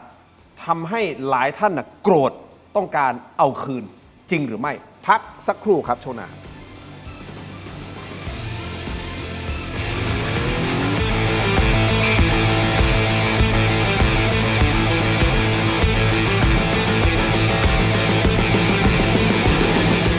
เฮ้ยรถเป็นไรยังมีอีกจ้า ฟิน โดนัทเค้กอบใหม่ หอมอร่อยเนื้อนุ่มช็อกข้ามจักรวาลใหม่ฟาร์มเฮาส์ช็อกโกพิงค์โดนัทเค้ก เฮ้ยรถเป็นไร ฝันดีเป็นกระต่ายน้อยที่รักการร้องเพลงเป็นชีวิตจิตใจ น้องฝันดี ซ้อมร้องซ้อมเต้นทุกวันอย่างไม่เคยเหน็ดเหนื่อย แต่แล้วเรื่องไม่คาดฝันก็เกิดขึ้นก่อนวันแข่งเพียงวันเดียว ยามี ในขณะที่ความหวังกำลังจะหมดไป น้องฝันดีก็มองเห็นบางสิ่ง พี่คิดดี เราร้องเพลงไม่ได้ แต่เรายังเต้นได้นี่นา และลำดับต่อไป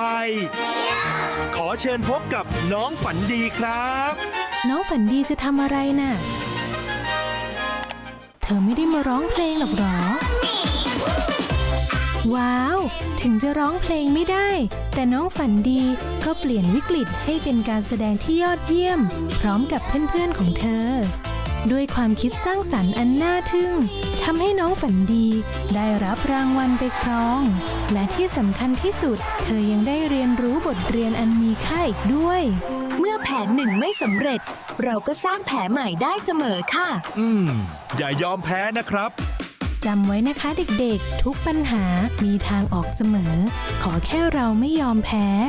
ดูนิทานย้อนหลังอ่านอีบุ๊กสนุกๆทำตารางเรียนออนไลน์ฟรีค้นพบโลกแห่งจินตนาการไร้สิ้นสุดได้ที่ terodigital.com/kidsfun แล้วเจอกันนะ น้องฝันดี สายน้ำผึ้งจากอำเภอฝางจังหวัดเชียงใหม่ คัดเกรดคุณภาพสดจากสวนถึงมือ เปลือกบางเนื้อแน่น หวานฉ่ำ วิตามินซีสูง สนใจสินค้าสั่งซื้อได้ที่เว็บไซต์และแอปพลิเคชัน Thailand Postmart ตัวท็อปใกล้ๆส่งให้ถึงมือ อยากทานแหนมเนืองไม่ต้องไปถึงถิ่น Thailand Postmart พร้อมเสิร์ฟ แหนมเนืองตัวท็อป 2 แบรนด์ดัง การันตียอดขาย ส่งตรงถึงบ้านคุณ แดงแหนมเนืองจากจังหวัดหนองคาย และวีทีแหนมเนืองจากจังหวัดอุดรธานี คัดสรรสินค้าตัวท็อป พร้อมเสิร์ฟความอร่อยสดใหม่ สนใจสินค้าสั่งซื้อได้ที่เว็บไซต์และแอปพลิเคชัน Thailand Postmart ตัวท็อปใกล้ๆส่งให้ถึงมือ ส้มสายน้ำผึ้งจากอำเภอฝางจังหวัดเชียงใหม่ คัดเกรดคุณภาพสดจากสวนถึงมือ เปลือกบางเนื้อแน่น หวานฉ่ำ วิตามินซีสูง สนใจสินค้าสั่งซื้อได้ที่เว็บไซต์และแอป สนับสนุนโดย Lift Up Your Life สร้างสรรค์ความสุขให้ชีวิต Seagull Electric กลับมากันต่อนะครับถกไปเถียงในช่วงนี้นะฮะคุณผู้ชมครับยังอยู่กับคุณตู่นะฮะแล้วก็คุณไอติมนะครับไม่ต้องห่วงฮะคุณไอติมคุณโดนผมถามเรื่องของเลเซอร์ไอดีอย่างแน่นอนเพราะวันนี้ผมลิสต์คำถามมาค่อนข้างเยอะเกี่ยวกับประเด็นนี้อยากให้ชัดเจนอยากให้เคลียร์กันไปเลยนะครับแต่ที่แน่ๆคุณผู้ชมครับมีภาพนี้ฮะขอบคุณทางไทยรัฐออนไลน์ด้วยนะครับก็เป็นภาพที่มีการนับคะแนนวันนี้ใช่ไหมฮะจากหน่วยเลือกตั้งปรากฏว่าการนับคะแนนของเขาครับมีลักษณะแบบนี้ครับมือซ้ายของเจ้าหน้าที่ท่านนี้นะครับด้านล่างเนี่ยจริงๆเนี่ยเดิมทีมันคือบาร์โค้ดครับนี่ฮะผมไม่แน่ใจว่าอาจจะเป็นช่วงจังหวะหรือเปล่าช่วง คือ จังหวะ คน ที่ ที่ เขา กล่าวหาเจ้าหน้าที่คนเดียวก็ไม่ได้ เพราะว่า นี่ ไม่รู้ว่าเป็นทุกคนทำแบบนั้นหรือเปล่านะ อ่า อันนี้ก็จะบังนิดเดียว บังนิดเดียว แล้วจะมีอีกภาพหนึ่งเพื่อความเป็นธรรมที่เปิด ดังนั้นเนี่ยเรายังไม่สามารถสรุปได้ว่าเป็นแนวคำสั่งว่าต้องบังแต่ว่าผมคิดว่าอยากจะชวนทุกคนจับตาดูวันอาทิตย์เนี่ยครับเพราะวันนี้มันคือแค่การนับใหม่แต่วันอาทิตย์เนี่ยมันเลือกใหม่คือในหน่วยนึงเนี่ยกรุงเทพเขต15จำเบอร์หน่วยไม่ได้เนี่ยประชาชนต้องเข้าคูหากันใหม่ดังนั้นเนี่ยพูดง่ายๆคือถ้ากกต.ยังจะยืนยันเหมือนเดิมว่าบาร์โค้ดเนี่ยไม่มีปัญหาเนี่ยก็ต้องใช้บัตรแบบเดิมนะการนับคะแนนก็ต้องเป็นแนวปฏิบัติแบบเดิมนะไม่ใช่มีการสั่งการให้เจ้าหน้าที่ทุกคนปิดบังบาร์โค้ดนะครับแต่ถ้ามีการปฏิบัติแตกต่างออกไปเนี่ยก็ชัดเจนแล้วว่ายอมรับข้อบกพร่อง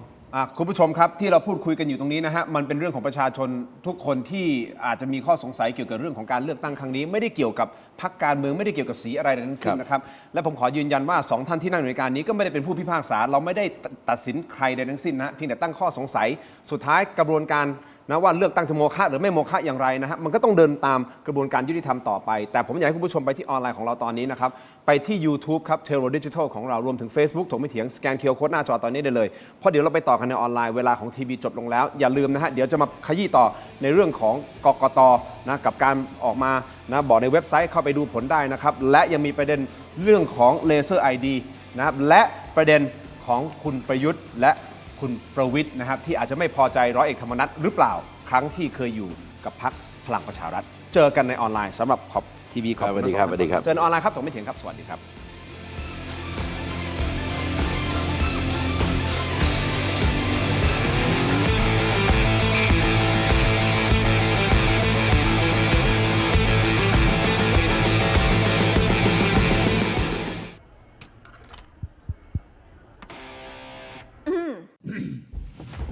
ไมบาซิน OTC รสส้มและรสมะนาว ยาอมบรรเทาอาการเจ็บคอ ช่วยระงับเชื้อในปากและลำคอ จากเกรเตอร์ฟาร์มาโปรดอ่านคำเตือนในฉลากก่อนใช้ยา อยากมีบ้าน นึกถึงแอปบ้านบายแจมมีซับให้เลือกมากกว่า 5,000 รายการ ดาวน์โหลดได้แล้ววันนี้ ทั้งระบบ iOS และ Android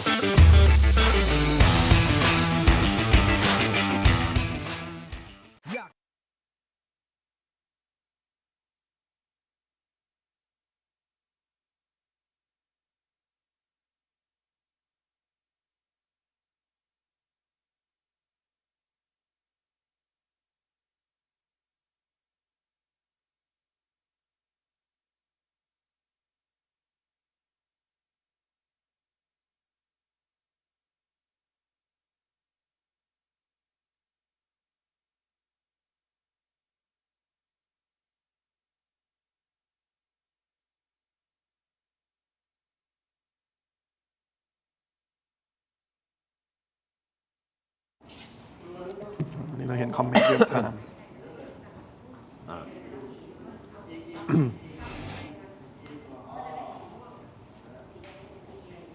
แป๊บหนึ่งขออภัยตอนนี้คุณผู้ชมได้ยินผมไหมครับทางออนไลน์ขออนุญาตฮะอันนี้คือ Bentech Tri Screen นี่ให้เห็นนี่ผมจัดให้ดูเลยแบบสดๆได้ยินใช่ไหมคุณผู้ชมได้ยินนะที่ชมรายการเดี๋ยวเราขอจัดสปอนเซอร์อะไรเรียบร้อยเดี๋ยวเข้ารายการต่อเพราะฉะนั้นประเด็นนะต่างๆเดี๋ยวคุยกันต่อเรื่องของกกต.เรื่องของบัตรเลือกตั้งต่างๆนะครับรวมถึงแน่นอน Laser ID ผมจะถามคุณอย่างตรงไปตรงมาคุณไอติมนะครับเพราะผมยังค้างคาใจในหลากหลายประเด็นนะครับแต่อันนี้คือจอ Bentech Tri Screen นี่นะจอเสริมแบบนี้แล้วก็สำหรับแฟนๆที่ติดตามรายการถกไม่เถียงมาตลอดนะครับตอนนี้เรามีระบบ Membership แล้วนะฮะสื่อสารกันหน่อยนิดนึงนะครับระบบ Membership เริ่มต้นเพียง35 บาทนะครับกับระดับ Terro Fan นะคุณจะได้ป้ายแฟนนะตัวยงเท่ๆนะเป็นรูปกากบาทหลังชื่อของท่านนะฮะเวลาท่านคอมเมนต์เนี่ยก็จะมีกากบาทซึ่งกากบาทสามารถที่จะเลือกสีได้นะครับเปลี่ยนสีได้ตามระยะเวลาที่เปลี่ยนไปนะครับนี่ Membership เปิดตรงไหนอ๋อโอเคถ้าคุณมาเป็นเมมเบอร์ของเรา6 เดือนใช่ไหมก็จะเป็นสีนี่ 6 เดือนเป็นสีม่วงนี่สีม่วงป่ะหรือว่าพี่บอดสีวะน้ำเงินไหมน้ำเงินน้ำเงินเหรอครึ่งน้ำเงินม่วง1 ปีนี่คือเป็นสีแดงไทยสร้างไทยภูมิใจไทยพอดีไงจะภูมิใจไทยเพื่อไทยไม่ใช่ไม่ม่วงคือไทยสร้างไทยกับภูมิใจไทยสร้างไทยแล้วก็2 ปีจะเป็นสีดำ3 ปีเป็นนี่สีเหลืองหรือสีทองสีเหลืองเนาะนี่นะครับแล้วเวลาสีส้มไม่มีสีส้มไม่มีเดี๋ยวพามาอันนี้คือสีมันก็ไม่รู้แหละก็ตามนี่แหละนี่สไลด์ไปอีกอันนี้มีนี่อะไร Welcome Badge เหรอเป็นสีเทาแบบนี้แล้วก็มี1 เดือนนี่เป็นสีอะไรสีทองป่ะ2 เดือนสีฟ้า6 เดือนอ๋อโอเคมันมีก่อนหน้านี้ นะครับอันนี้คุณก็สมัครเข้ามาได้เริ่มต้นที่ 35 บาทนะครับแล้วมีสติกเกอร์ด้วยนะครับวันนี้มีสติกเกอร์นะเพราะสติกเกอร์จะตามแขกรับเชิญที่มาในรายการนะนี่มีสติกเกอร์คุณไอติม สติกเกอร์คุณไอติมมีสติกเกอร์พี่ตู่ด้วยนะครับหน้าตามันยังไงเนี่ยนี่ลุงตู่ลุงตู่สติกเกอร์ลุงตู่ไม่นี่นะฮะรอนิดนึงครับพอดีตอนนี้กำลังจัดสปอนเซอร์ทุกอย่างให้เรียบร้อยนะครับแล้วอ๋อเขาจะให้โชว์นี่เหรออ๋อให้โชว์แบรนด์เหรออ๋อโอเคขออภัยเดี๋ยวเราจะเข้าสู่รายการต่อแล้วพูดคุยกันต่อนะครับคุณผู้ชมเพราะฉะนั้น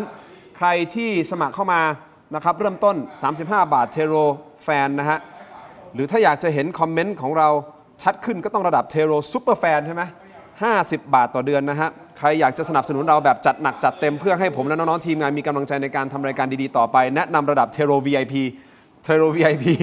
350 บาทนะครับพร้อมสิทธิพิเศษนะรับชมคอนเทนต์สุด Exclusive จากพวกเราชาวเทโรได้นะครับเอาละ นี่เขาบอกว่าพักก็อธิบายไปแล้วฟังหรือเปล่าผมฟังฮะแต่ผมยังมีคำถามค้างคาใจที่ถามคุณไอติมได้ครับยินดีครับผมพร้อมอยู่แล้วคุณพร้อมไหมอ่ะ บ้านไกลเวลาน้อยมาจัดมาพร้อมครับ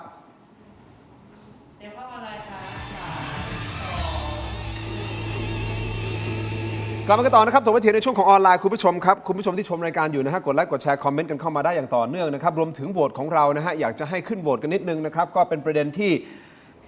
ยังติดตามกันอยู่ก็คือคุณคิดว่าการเลือกตั้งปี 69 ก็คือเลือกตั้งที่ผ่านมานะฮะวันที่ 8 กุมภาพันธ์จะเป็นโมฆะหรือไม่เป็นโมฆะไม่เป็นโมฆะตามความรู้สึกความคิดเห็นตาม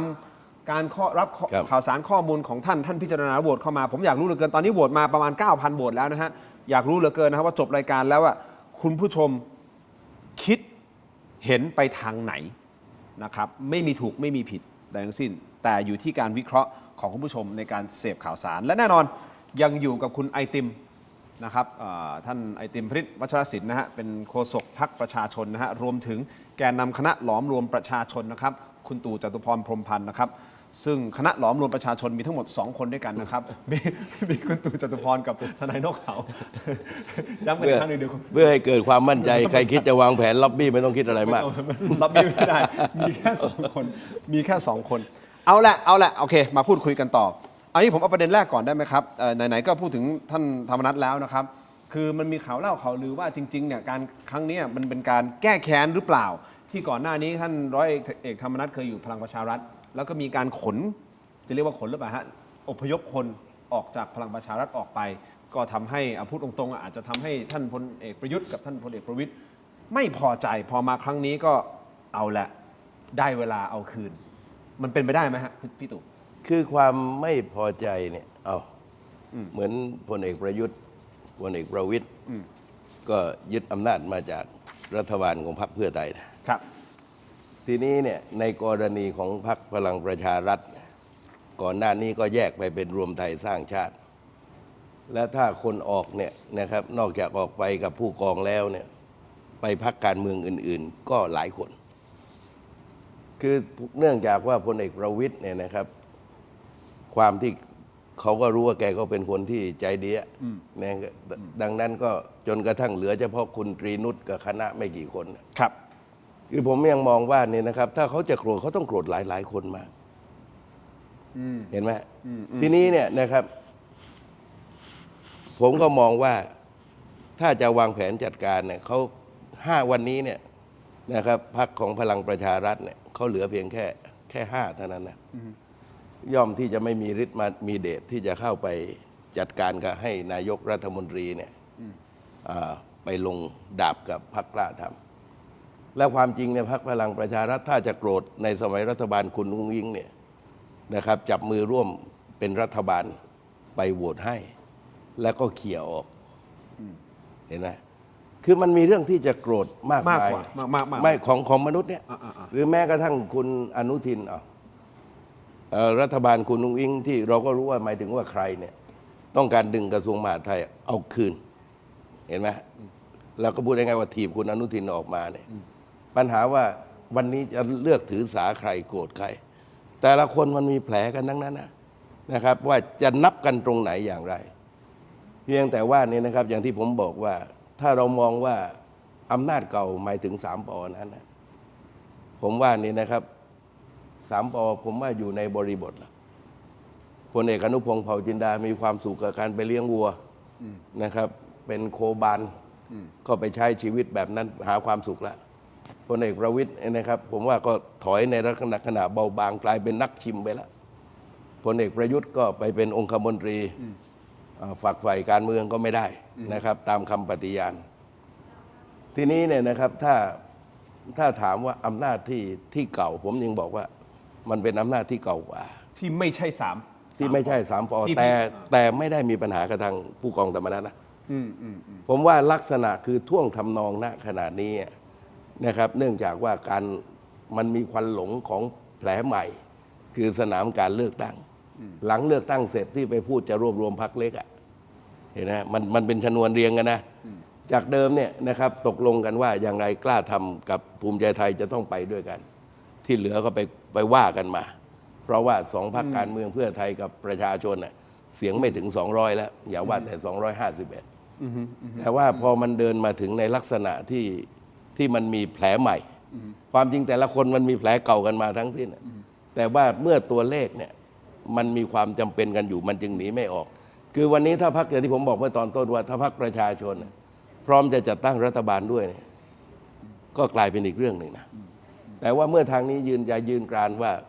ขีดขึงเส้นของตัวเองไปแล้วเนี่ยนะครับทำให้อีกซีกหนึ่งนั้นมันก็ไม่ได้เล่นง่ายนะครับเพราะฉะนั้นข่าวที่มันปล่อยมันสารพัดแต่ความไม่พึงพอใจนั่นมีจำนวนครม.ที่จะหายไปถ้าเอากล้าทำมันมีแต่ว่าถ้าไม่เอามาเนี่ยพรรคเพื่อไทยนี่ขี่และเคยมีปัญหามาแล้วถึงเวลาก็ถีบโครมก็ไม่ตำแหน่งรัฐมนตรีมหาดไทยก็ปัญหาว่าเลือกจำตอนไหนแล้วถ้ามีศึกไทยกัมพูชาปัญหายังไงซึ่งคุณมาเนตเขาออกเดินสายแล้วก็ไปสัมภาษณ์กับรอยเตอร์แล้ววันนี้เสนาธิการกองทัพบกก็เห็นว่าทหารกัมพูชาก็ขยับยังมีนัยยะสำคัญถ้าครม.นั้นเนี่ยนะครับซึ่งฝั่งอนุรักษ์นิยมที่ไปเทให้ภูมิใจไทยก็ไม่พอใจคลิปอังเคิลนะเห็นไหมแล้วทีนี้เนี่ยนะครับระหว่างฝ่ายหลานอังเคิลนะครับกับฝั่งของภูมิใจไทยเนี่ยในครม.จะว่ายังไงเห็นไหมเพราะฉะนั้นมันเรื่องราวมันไม่ง่ายกับครม.ดูเหมือนว่ามันจะง่ายแต่ว่ามันมีอะไรที่มันสลับซับซ้อนและก็มีอาวุธหลักก็คือเลือกตั้งโมฆะไงนี่คุณผู้ชมฮะคุณไอติมคุณตู่ครับภาพนี้ภาพร้อยทำนั้นนี่คือสดนะฮะสดนะตอนนี้จากพรรคกล้าทำนะฮะที่หลังจากที่เข้าประชุมพรรคเราจะมีการแถลงเดี๋ยวทางทีมงานของเรากำลังแกะสาระสำคัญในช่วงสำคัญแล้วเดี๋ยวจะมาอัปเดตกันนะครับอันนี้ให้เขาแถลงกันไปก่อนนี่คือภาพสดๆนะฮะคุณผู้ชมที่ภาพสดๆที่ท่านร้อยเอกธรรมนัสกำลังแถลงอยู่ณตอนนี้นะครับเอาละอย่างนี้จากเรื่องนี้นะครับเดี๋ยวพอมีอัปเดตขึ้นมาเดี๋ยวผมจะอัปเดตไปนะฮะคุณผู้ชมครับแต่มีรายงานข่าวยังไม่เป็นทางการนะฮะความคืบหน้าในการจัดตั้งรัฐบาลคุณผู้ชมครับคุณอนุทินในการจัดสรรโควต้ารัฐมนตรีรวมทั้งหมด19ที่นั่งว่าอาจจะวางตัวบุคคลระดับมืออาชีพนะเป็นรัฐมนตรีคนนอกในตำแหน่งสำคัญนะฮะยกตัวอย่างเช่นอาจารย์บวรศักดิ์อุวันโนอันนี้เข้าใจว่าน่าจะเป็นเรื่องของกฎหมายถูกต้องไหมครับแล้วก็มีคุณศรีศักดิ์พวงเกตแก้วน่าจะเป็นเรื่องของการต่างประเทศแหละถูกต้องไหมครับคุณเอกนิติธันประภาสซึ่งเคยมารายการถกไม่เถียงนะครับก็น่าจะเป็นเรื่องของเศรษฐกิจนะฮะรวมถึงคุณสุปจีสุธรรมพันธ์ขณะที่ตำแหน่งอื่นๆนะฮะพรรคเน้นความต่อเนื่องโดยให้แกนนำและสสเข้าคุมกระทรวงเดิมเป็นหลักนี่ฮะโผครม.คาดการนะฮะโผครม.พรรคภูมิใจไทยวงเล็บคนในคุณไอติมมองตรงนี้แล้วโอเคไหมล่ะคุณอนุทินชาญวิรกูลเป็นนายกรัฐมนตรีและควบรัฐมนตรีว่าการกระทรวงมหาดไทยคุณพิพัฒน์รัชกิจประการท่านรองนายกและควบรัฐมนตรีว่าการกระทรวงคมนาคมคุณพาราดอนปริศนานันทกุลนะฮะคุณแบทใช่ไหมรัฐมนตรีประจำสำนักนายกรัฐมนตรีคุณชัยชนกชิดชอบนะท่านเลขาธิการพรรคภูมิใจไทยก็เป็นรัฐมนตรีว่าการกระทรวงดิจิทัลเพื่อเศรษฐกิจและสังคมก็คือ DE ส่วนคุณซาบิดาไทยเสพเป็นรัฐมนตรีว่าการกระทรวงวัฒนธรรมเห็นโพลนี้แล้วเป็นไงครับก็ความจริงรายชื่อที่คุณทินอ่านมา ก็คือรายชื่อที่เป็นรัฐบาลก่อนหน้านี้นะครับซึ่ง พอดูรายชื่อที่ปรากฏอยู่หน้าจอเนี่ยก็เป็นรายชื่อเดียวกับที่บริหารประเทศตอนที่เกิดวิกฤตน้ำท่วมหาดใหญ่นะครับแล้วก็ผมก็เห็นว่ามีความล้มเหลวหลายประการที่ก็เคยวิจารณ์ไปนะเนี่ยข้อวิจารณ์ก็ดำรงอยู่และความจริงประเด็นเรื่องน้ำท่วมหาดใหญ่ก็เป็นประเด็นหนึ่งที่ผมเห็นว่าพ เพราะคือความจริงผมเรียกร้องตั้งแต่ก่อนมีการเลือกตั้งแล้วเพราะมีหลายอย่างที่รัฐบาลรักษาการสามารถทำได้เพียงแต่ว่าช่วงเลือกตั้งมันต้องขออนุญาตกกต.ซึ่งมันก็สามารถทำเรื่องไปได้นะครับแต่ตอนนี้มันพ้นการเลือกตั้งแล้วเนี่ยเรื่องของการฟื้นฟูเยียวยาพื้นที่หัดใหญ่เนี่ยผมคิดว่าต้องเดินต่อให้เร็วที่สุดนะครับไม่ว่าจะเป็นการฟื้นฟูบ้านเรือนการปรับระเบียบให้ประชาชนเบิกได้เต็มที่ตามค่าใช้จ่ายจริงที่ใช้ในการซ่อมแซมไม่ว่าจะเป็นการเตรียมแผนในการกระตุ้นเศรษฐกิจในพื้นที่นะครับเพราะฉะนั้นเนี่ยข้อวิจารณ์ที่ผมมีต่อรัฐบาลถ้าหน้าตาแบบนี้ก็ถ้าหน้าตาแบบนี้ ก็ไม่ได้ต่างกับรัฐบาลไม่ได้ต่างรัฐบาลก่อนหน้านี้ เป็นชุดเดิมเลย แต่ว่าสิ่งที่ผมคิดว่าน่าสนใจคืออาจจะเป็นคนที่คุณทินใช้คำว่าคนนอกแต่ผมไม่รู้ว่าพูดว่านอกได้ไหมเพราะว่าบางคนก็เป็นสมาชิก คุณสุปจีใช่ไหมก็ถือว่าเป็นแต่ก็อยากฟังความเห็นของเรียกว่าที่รัฐมนตรีในคณะรัฐบาลชุดนี้เหมือนกันว่าหลังจากเห็นสิ่งที่เกิดขึ้นกับการจัดการเลือกตั้งความบกพร่องที่เกิดขึ้นกับจากกกต.หรือการเลือกตั้งครั้งนี้เนี่ยต้องการจะมาช่วยเรียกร้องอีกแรงไหมเพื่อให้มีการตรวจสอบไอ้ข้อพิรุธที่มันเกิดขึ้นเพราะผมมองว่าท้ายสุดแล้วเนี่ยการมาตรวจสอบเรื่องของการทำงานของกกต.เนี่ยมันเป็นสิ่งที่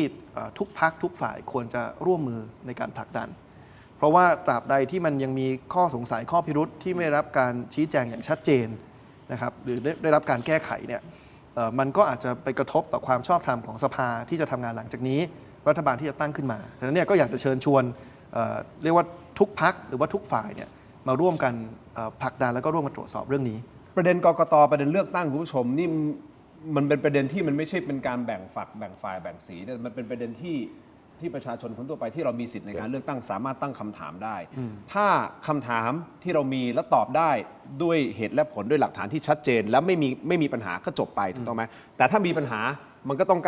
องตามสู่กระบวนการต่อไปว่าถ้าไม่มีปัญหาเนี่ยผลลัพธ์จะเป็นยังไงซึ่งผมย้ำอีกครั้งหนึ่งนะครับว่าเราไม่ใช่ศาลเราไม่ใช่กระบวนการยุติธรรมนะที่นั่งอยู่ตรงนี้แต่เรามาวิเคราะห์ว่าไอ้คนที่รู้สึกว่ามันไม่ถูกต้องมันไม่ถูกต้องเพราะอะไรยังไงใช่ไหมทางพรรคเองคุณไอติมเองนะคุณตู่เองรวมถึงผมเองในฐานะประชาชนคนหนึ่งเราก็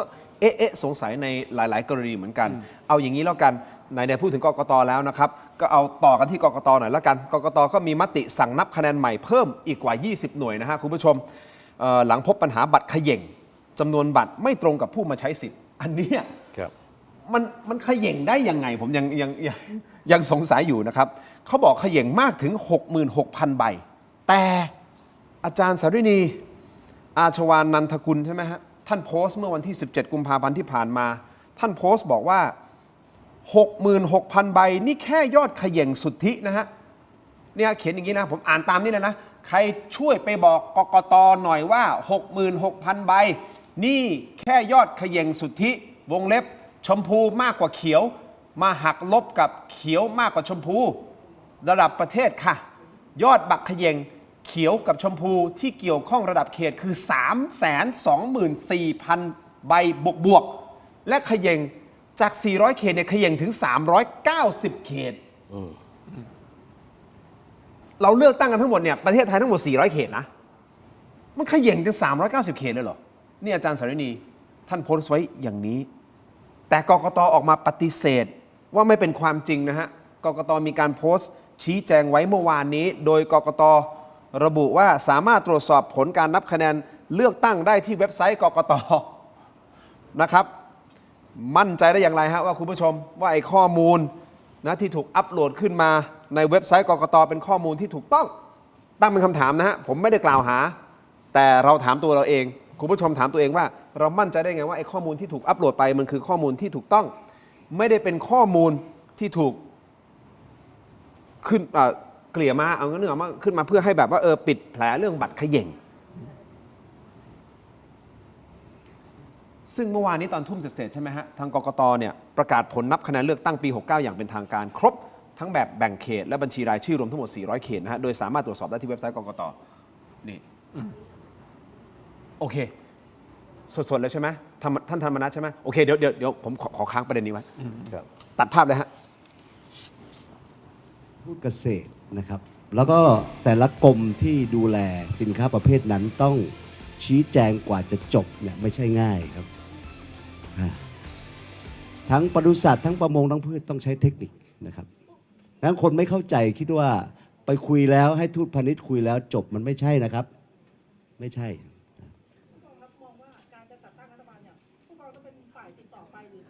อันนี้เราเริ่มต้นสัมภาษณ์ใหม่หรือเปล่าเนี่ยจบแล้วเอาไปได้ปิดข่าวไป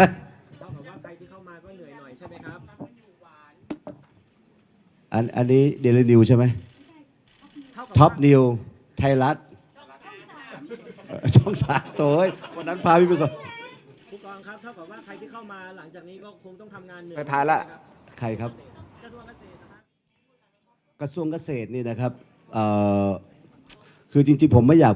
ากให้มันเป็นสุญญากาศทางการเมืองนะครับผมก็ทำเมื่อวานก็ประชุมสบกโดยมอบหมายท่านนเรศประชุมเนี่ยเราต้องขับเคลื่อนต่อ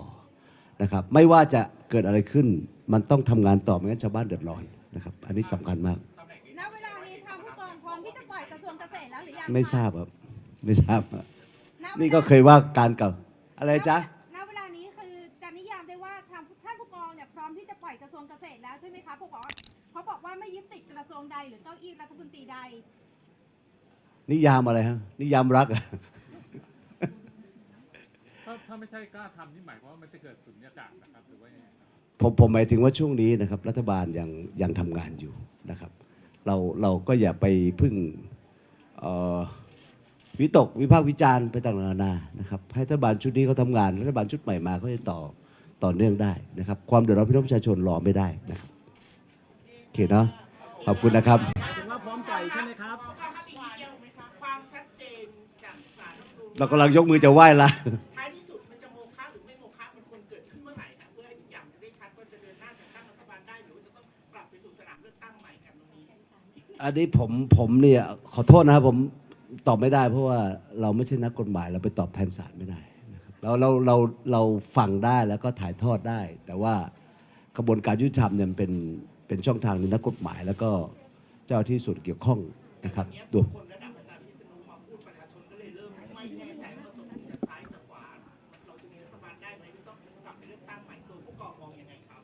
เราเป็นนักการเมืองพร้อมนะครับถ้าจะกลับไปเลือกตั้งใหม่ด้วยกติกามันไม่เป็นอย่างที่สุจริตก็เราก็พร้อมทีนี้มันไปมากกว่าขั้นนั้นอีกว่าถ้าเกิดมันถึงขั้นนั้นอีกต้องมีกกตติดคุกมันจะเกิดช่องว่างว่าไม่มีกกตต้องไปสรรหาใหม่อีกมันก็ถามนัทน่าจะตอบไงนัทไม่ใช่ผู้พิพากษาขออีกเรื่องครับมีข้อมูลหลุดจากนี้ใครว่าผู้กองเกี่ยวพันกันมันจะเกี่ยวอะไรท่านประเสริฐชี้แจงหมดแล้วไปฟังท่านประเสริฐนะอย่าไปพูดแทนท่านเลยนะครับ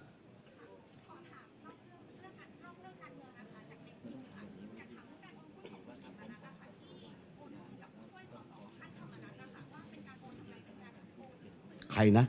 แล้วก็หัวใจหลักสำคัญเลยหัวใจหลักสำคัญคือแน่นอนแหละว่าตกลงจะไปต่อหรือไม่อย่างไรร่วมรัฐบาลหรือไม่ถูกต้องไหมฮะข้อที่1ข้อที่2กระทรวงเกษตรว่ายังไง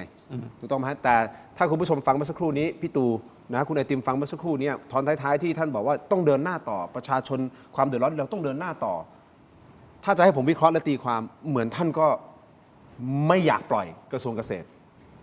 นึกออกมาแล้วตอนนี้ยังเป็นรัฐบาลอยู่ก็ต้องทำเดินหน้าต่อไปคุยกับสปก.ไปอะไรก็แล้วแต่นั่นหมายความว่าอะไรมันก็ส่งสัญญาณแล้วว่ากระทรวงเกษตรผมไม่อยากปล่อยนะข้อที่1ข้อที่2ครับคุณธรรมนัสบอกว่าพรรคกล้าทำรอกกต.รับรองผลการเลือกตั้งสสอย่างเป็นทางการจึงยังไม่ตัดสินใจเข้าร่วมรัฐบาลหรือไม่และย้ำนะทีมงานนี้ไปแกะมาสรุปนะย้ำบอกว่าเป็นห่วงเลือกตั้งโมฆะซึ่งมีบางช่วงบางตอนเมื่อสักครู่นี้บอกอะไรนะถ้าเลือกตั้งใหม่ก็พร้อมเดี๋ยวทีมงานของผมจะไปสรุปรายละเอียดทั้งหมดของการให้สัมภาษณ์แถลงข่าวเนี่ยเดี๋ยวสรุปมาแล้วเดี๋ยวผมจะอธิบายทีหนึ่งแต่คุณไอติมคิดยังไงฮะสีหน้าท่าทางภาษากาย body language กับสิ่งที่ท่านพูดมาเท่าที่เราได้ยินเมื่อสักครู่นี้ 2-3 ประเด็นที่ผมสรุปมาเมื่อสักครู่นี้อย่าให้ผมวิเคราะห์ภาษากายเลยครับไม่ได้เป็นผู้เชี่ยวชาญวิเคราะห์คำพูดก็แล้วกันไม่ใช่อาจารย์ตรินใช่ไหมในมุมนึงเราเห็นคุณอนุทินบอกว่าจะไม่เริ่มตั้งรัฐบาลจนกว่ากกตจะประกาศรับรองผล 100% แต่ก็จับมือแถลงข่าวกันจนถึง250ไปแล้วคุณธรรมนัสก็บอกว่าจะไม่ตัดสินใจว่าร่วมไม่ร่วมรัฐบาลจนกว่าจะประกาศผลรับรอง 100% แต่ผมก็ชวนคิดนะครับว่าถ้าสมมติพรุ่งนี้คุณอนุทินบอกว่าเลือกกระทรวงได้ตามใจชอบเลยมาร่วมรัฐบาลพรรคกล้าทำจะไม่ประกาศเข้าร่วมรัฐบาลจริงๆแล้วดังนั้นเนี่ยก็ผมวิเคราะห์ภาษากายไม่ได้แต่ผมคิดว่าผมวิเคราะห์คำพูดแล้วก็การกระท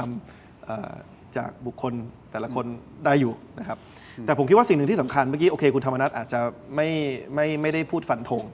ว่าตกลงการเลือกตั้งมันรับหรือไม่รับเพราะว่าอาจจะไปอ้างว่าไม่ได้ผู้พิพากษาอะไร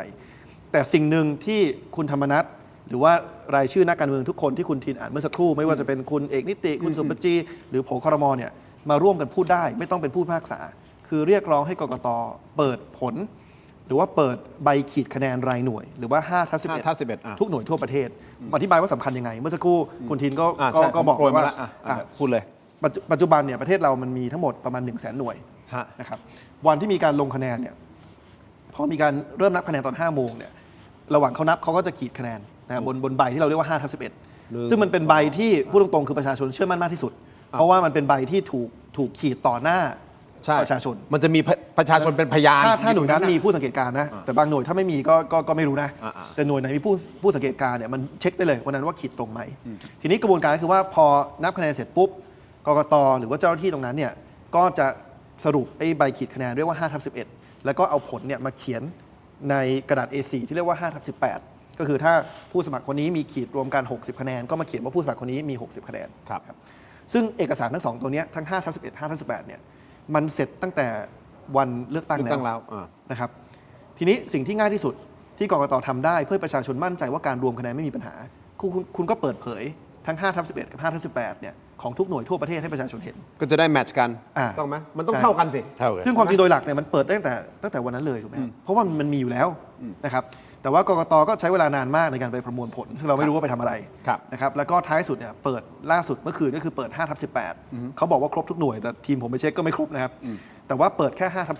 5/18ที่เปิดแค่5/18เนี่ยเพราะว่ากฎหมายบังคับให้เปิดแค่5/18มันก็เลยเกิดปรากฏการณ์ที่ว่าพอกกต.เปิด5/18มาแล้วแล้วประชาชนบางคนเนี่ยโชคดีเขาถ่าย5/11วันเลือกตั้งไว้เนี่ย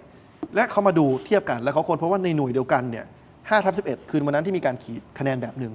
5/18ที่กกต.รายงานคะแนนอีกแบบหนึ่งซึ่งมันไม่ควรจะเป็นเช่นนั้นมันต้องเท่ากัน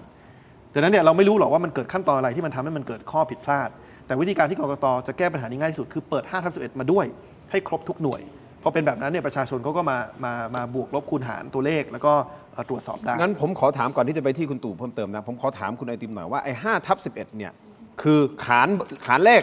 ขีดปึ้งขานเลขขีดปึ้งขานเลขขีดปึ้งแล้วก็วงใช่ไหมครบ5ขีดแล้วก็วงใช่ไหมก็คือ5คะแนนครบ5ขีดแล้ววงถูกต้องไหมนี่คือ5/11คราวนี้ผมถามนิดนึงครับไอ้5/18เนี่ยมันเกิดขึ้นในวันเดียวกันถูกต้องไหมใช่ครับพอเสร็จปุ๊บเขาก็จะเขียนเลยสมมตินายกได้50คะแนนใน5/18เป็นอีกใบเป็นใบสรุปว่ากันเถอะใบสรุปเนี่ยก็จะเขียนว่านายกได้50คะแนนไอ้ใบ5/18เนี่ยเขาแปะไว้ตรงไหนเขาแปะไว้หน้าหน่วยผมก็ใจว่ามันมีกำหนดอยู่แต่ว่าคำถามก็คือว่าถ้าอย่างที่คุณไอติมวันนี้แถลงข่าวผมก็ดูนะคุณก็เอามาเปรียบเทียบมา5/11กับ5/18มันไม่ตรงกันอ่ะหลายเขตเลยหลายหน่วยเลยถูกต้องไหมใช่ครับงั้นผมถามนิดนึงว่าแล้วไอ้วันที่มันนับคะแนนล่ะมันไม่มีใครท้วงติงตั้งแต่วันนั้นเลยหรอวะ5/18เนี่ยมันจะมี3ฉบับถ้าผมจำไม่ผิดก็คือพอนับเสร็จ5/11เนี่ยเขาสรุปเป็น5/18แปะ1ฉบับหน้าหน่วยอีกฉบับหนึ่งใส่ในฮีบและอีกฉบับหนึ่งน่าจะส่งไปที่กกต.ส่วนกลางถ้าผมเข้าใจไม่ผิดซึ่งความจริงต้องบอกว่าไอ้ความคลาดเคลื่อนเนี่ยมันมี2ประเภทที่1เนี่ยก็คือว่าพอกกต.เผยแพร่5/18มาเมื่อคืนเนี่ยบางคนค้นพบว่าไอ้5/18ที่ถ่ายไว้คืนวันที่8เนี่ยกับ5/18ที่กกต.เผยแพร่ไม่ตรงกันเช่นตัวอย่างภูเก็ตเขต3ผมแปะลิงก์ไว้ใน Facebook ผมอยู่เพราะว่าผู้สมัครสสเราส่งเข้ามาเป็น5/18ของผลการเลือกตั้งน่าจะนอกเขตหรือนอกราชอาณาจักรไอ้5/18ที่เขาถ่ายไว้วันนั้นเนี่ยมันคะแนนเป็นแบบนึงแต่5/18ที่ถูกเผยแพร่ในเว็บไซต์กกต.เนี่ยเป็นอีกคะแนนหนึ่งมันก็เกิดข้อสงสัยว่าเราต้องเชื่อ5/18อันไหนอันนี้ความคลาดเคลื่อนประเภทที่1แต่ความคลาดเคลื่อนประเภทที่2คือ5/11กับ5/18ไม่เท่ากันแล้วสิ่งที่มันอันตรายคือตอนนี้กกต.ไม่เปิดเผย5/11เลยคือผมลงลึกนิดนึงเพื่อเห็นปัญหาปัจจุบันระเบียบกกต.เนี่ยบอกว่าต้องเปิด5/18แต่แล้วเนี้ยกกต.คือไม่มีสิทธิ์แล้วคือต้องเปิดเพียงแต่ว่าสมัยก่อนนะระเบียบปี66สมัยก่อนเนี่ยเขาเขียนว่าต้องเปิดภายใน5วันซึ่งในมุมผมก็ช้าแล้วนะเพราะความจริงมันนับเสร็จตั้งแต่วันนั้นเนี่ยมันควรจะเปิดได้เลยแต่มันเขียนว่าภายใน5วันเมื่อปลายปีที่แล้วกกต.เนี่ยไปแก้ระเบียบเปลี่ยนจากคำว่าภายใน5วันเป็นเปิดโดยเร็วซึ่งโดยเร็วมันกี่วันเราไม่รู้ตอนแรกก็เข้าใจว่าโดยเร็วน่าจะเร็วกว่า5วันแต่อีท่าไหนไปเปลี่ยนจาก5วันเป็นโดยเร็วแต่ช้าลง10วัน10วันแล้วดังนั้นเนี่ยอันนี้คือปัญหาข้อที่1ปัญหาข้อที่2คือ5/11เนี่ยไม่มีกฎหมายบังคับให้เปิดเลยแต่ผมก็เห็นว่ากกต.ควรจะเปิดเพื่อพยายามจะพิสูจน์ความโปร่งใสถ้ากกต.จะอ้างว่าเป็นเอกสารลับก็อ้างไม่ได้เพราะ5/11เนี่ยมันเป็นเอกสารที่ประชาชนถ่ายได้ตั้งแต่วันนั้นอยู่แล้วนะครับดังนั้นเนี่ยถ้าจะมีสัก1อย่างที่ นักการเมืองทุกพรรคเนี่ยร่วมกันเรียกร้องได้ โดยไม่ต้องเป็นผู้พิพากษาไม่ต้องเป็นผู้เชี่ยวชาญทางกฎหมาย ถ้าจะมีหนึ่งอย่างที่กกตทำได้ วันนี้เลยเพื่อทำให้คนเนี่ยเชื่อมั่นในการเลือกตั้งมากขึ้น เปิด5/11ครบทุกหน่วยทั่วประเทศ โอเคเข้าใจประเด็นละคุณตู่ครับผมย้อนกลับไปที่คุณธรรมนัสสัมภาษณ์เมื่อกี้นี้ให้แถลงข่าวเมื่อกี้นี้จับสัญญาณอะไรยังไงได้บ้างครับกับคำพูดของท่านธรรมนัสแล้วเดี๋ยวจะไปต่อกับเรื่องกกตการนับคะแนนด้วยคือผมมองว่าเขารู้ตัวเลขการเมืองนะครับว่าอย่างไรก็ตามมันหลีกกันไม่พ้นหรอกเพราะเนี่ยนะครับถ้าไม่มีกล้าทำเนี่ยภูมิใจไทยก็ตกเป็นเมืองขึ้นพรรคเพื่อไทยโดยปริยายทีนี้ส่วนท่วงทำนองผมก็ดูว่าแววตาอาจจะกังวลอยู่บ้างนะครับแต่ว่าก็รู้ว่าอย่างไรก็หนีกันไม่พ้นทีนี้เนี่ยนะครับกับการตัดสินใจไปตะเวนหาแสงสีเขียวเนี่ยที่ต่างประเทศแต่ว่ามันก็อยู่ในห่วงเวลาเพราะนี่นะครับอย่างที่ผมบอกว่าการเมืองที่เราเห็นกับการเมืองที่เราไม่เห็นเนี่ยสิ่งที่เราเห็นคือที่ประจักษ์ตามที่ทุกคนก็เห็นแต่ว่าบางเรื่องที่มันยังมีนะครับเบื้องหลังการถ่ายทำเบื้องหลังการถ่ายทำด้วยเบื้องหลังการถ่ายทำความเป็นมาแต่ละเรื่องเวลาการเมืองเนี่ยเวลาเราเข้าสู่การเมืองแรกๆสมัยก่อนเนี่ยเราก็มาพบอย่างหนึ่งว่าสิ่งที่ต้องการให้สาธารณะและสื่อทราบเนี่ยอาจจะเป็นเพียงแค่ 30%ส่วนความจริงอีกด้านหนึ่งเนี่ยนะครับที่ซุกซ่อนไม่ต้องการให้ใครเห็นนั่น 70แต่ยุคปัจจุบันอาจจะ 50 ก็ได้เห็นนะทีนี้เนี่ยนะครับส่วนผมว่านะครับไม่ว่าจะเป็นคุณอนุทินเอง หรือแม้กระทั่งผู้กองธรรมนัสเนี่ยก็ต้องย่อมรู้เนี่ยนะครับว่าความเป็นมากันดีว่ากว่าจะเดินมาถึงวันนี้เนี่ยมันคือเรื่องราวเป็นอย่างไรดังนั้นเนี่ยนะครับผมก็ไม่ได้มองว่ามันจะจบลงแบบที่ปรากฏเป็นข่าวคือความสนใจของคนเมื่อกี้ที่ไอติมอธิบายเนี่ยระหว่าง5/11 กับ5/18นะครับคือธรรมชาติของมนุษย์เวลาไปเชียร์ก็เชียร์5/11แล้วก็เชียร์เสร็จก็จบกันไปนะพอไอ้พวกคนก็ถอยออกมาแล้วก็หมายถึงว่าถือว่าจบแล้วพอไปติด5/18ไม่มีใครไปดูหรอกเพราะว่ามันลุ้นกันตอนเชียร์5/11แล้วที่เขาขีดกันถูกต้องยกเว้นว่าคนถ้าเป็นคนการเมืองเนี่ย นะครับที่อาจจะออกแบบรู้เท่าทันก็ถ่ายนะครับ/11ไว้ก่อนแล้วก็มาถ่าย/18แต่โดยทั่วไปเนี่ยเห็นไหมความสนใจเนี่ยพอนับเห็นบอร์ดบนกระดานแล้วก็จบละเห็นไหมทีนี้เนี่ยเหตุที่ผ่านมาเนี่ยยุคสมัยก่อนมันไม่ใช่ยุคมือถือเนี่ยอาจจะไม่มีการไปดับเบิลแต่ว่ากรณีนี้พอมันตรวจแล้วมันเป็นปัญหาการเรียกร้องให้เอา5/11ออกมาทาบกับ5/18เนี่ยเพราะเนี่ยนะครับการเลือกตั้งครั้งนี้เนี่ยเมื่อวานที่กกตประกาศ400เขตที่ค้นหาดูยากเหมือนเป็นความลับเรื่องนี้ทำท่าจะเป็นความลับใช้เวลา10 วันซึ่งอย่างที่เราทราบกันว่าพอปิดหีบ5 โมงเย็นเนี่ยนะครับในแต่ละหน่วยทุ่มครึ่งก็เก่งแล้วนับเสร็จเพราะว่าต่างหน่วยต่างก็นับร่วมแสนหน่วยทีนี้อายุสมัยใหม่พอถ่าย5/11ทั่วเนี่ยนะครับแล้วก็รายงาน5/18แล้วก็ส่งเลยเข้าระบบที่ผ่านมากกต.อ้างว่าระบบล่มแต่ว่านี่นะครับก็ระบบล่มก็อนาล็อกก็เหมือนเดิมก็กลับมาที่เคยใช้ยังไงนะครับซึ่งก็ไม่ได้เป็นตัวเลขที่มันมากมายถึงขนาดว่าจะรวมอะไรกันไม่ได้แต่ว่าดึงกันมาจนกระทั่งเนี่ยนะครับใช้เวลา10 วันในท่ามกลางเรื่องบัตรเขย่งอาจารย์นะครับที่อาจารย์เขามาเปิดเนี่ยกับที่กกต.ชี้แจงมันคนละอย่างก็คือเนี่ยมันเขย่ง2 แบบนะระหว่างเขียวกับชมพูนะครับตัวเลขไม่เข้ากันในเขย่งไปเขย่งมาเนี่ยและกระทั่งยอดผู้มาใช้สิทธิ์นะครับยอดของบัตรคือแม้กระทั่งเรื่องง่ายสุดที่กกต.ควรแถลงตั้งแต่ต้นนะครับนับตั้งแต่วันนั้นเลยคือจำนวนผู้มาใช้สิทธิ์ว่ากี่คนนั่นก็ปรากฏว่านี่นะครับก็ลากกันมาเนี่ยนะครับจนกระทั่งวันนี้เป็นตัวเลขก็ยังไม่นิ่งกันเสียด้วยซ้ำคือผมมองดูว่าทุกเรื่องเนี่ยมันเต็มไปด้วยข้อสงสัยและถ้าทาบเนี่ยนะครับระหว่างไอ้ที่ขานในบอร์ดเนี่ยและไอ้ที่ลงเนี่ยนะครับ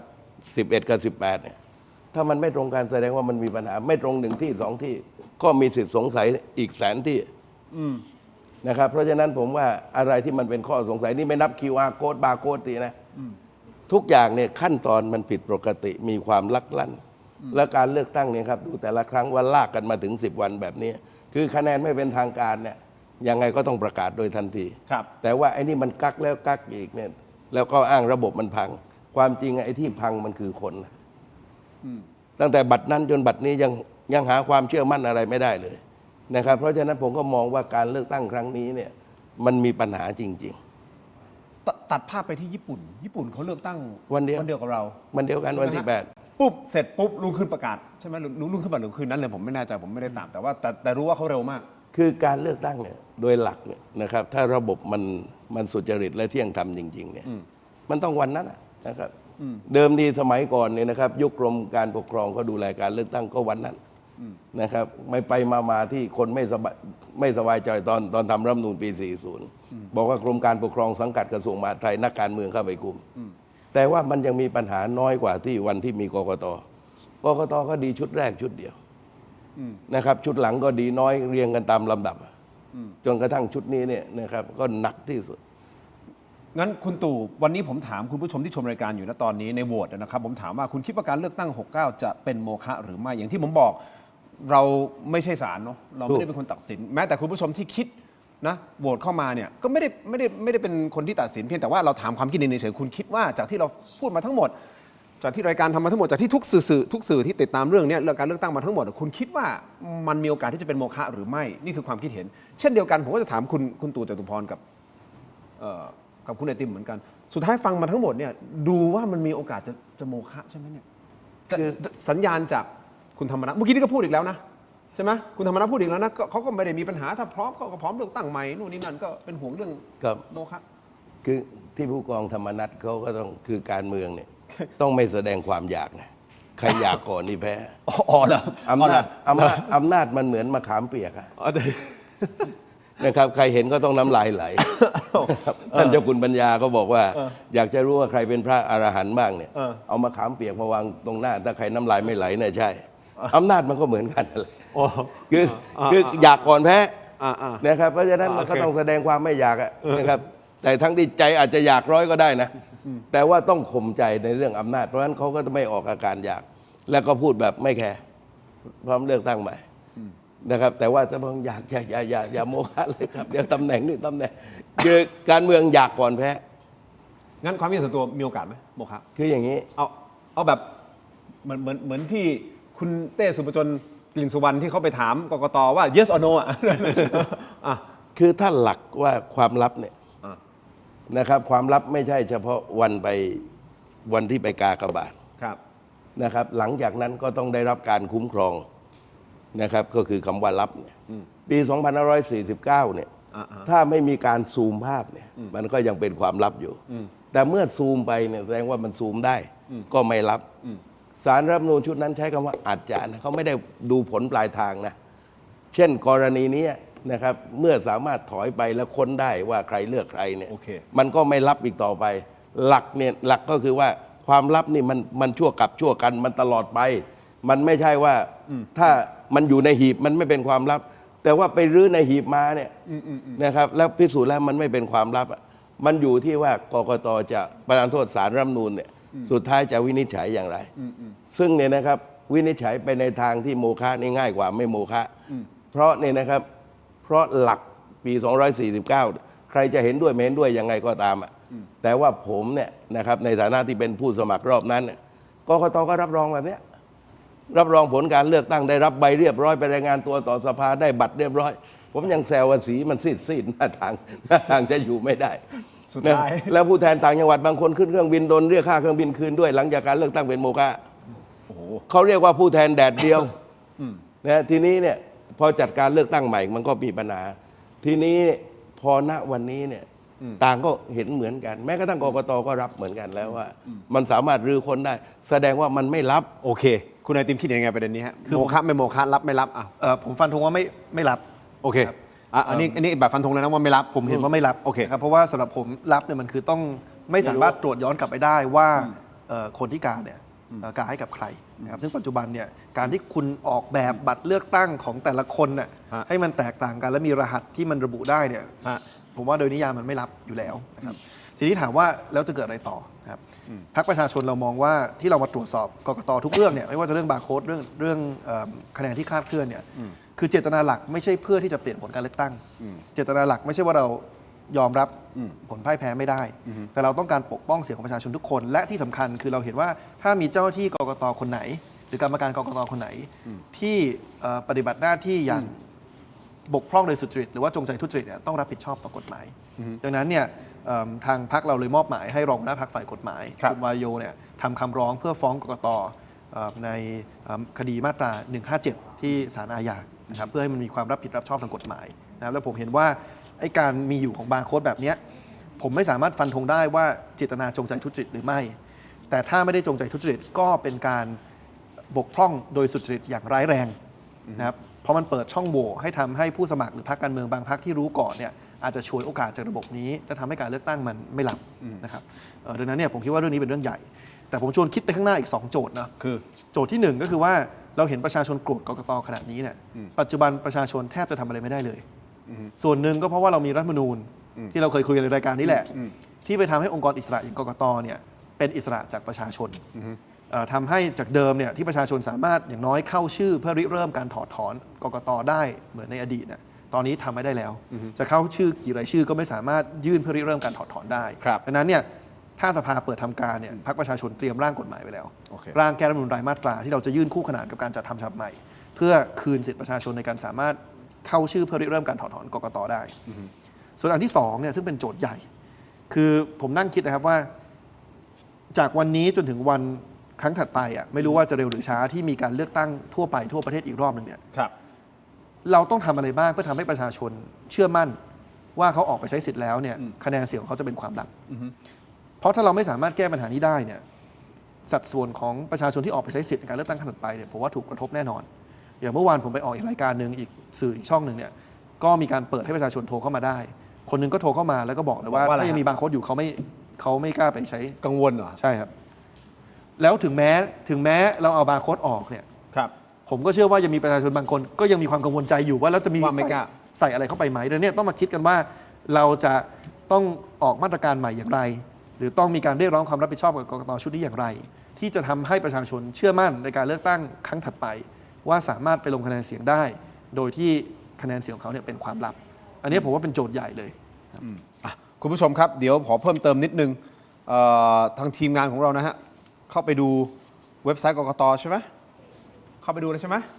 เพื่อที่จะไปตรวจสอบนะครับเพราะว่ากกตก็ประกาศผลการนับคะแนนนะตัวคุณไอติมนะครับอย่างเป็นทางการด้วยความรวดเร็ว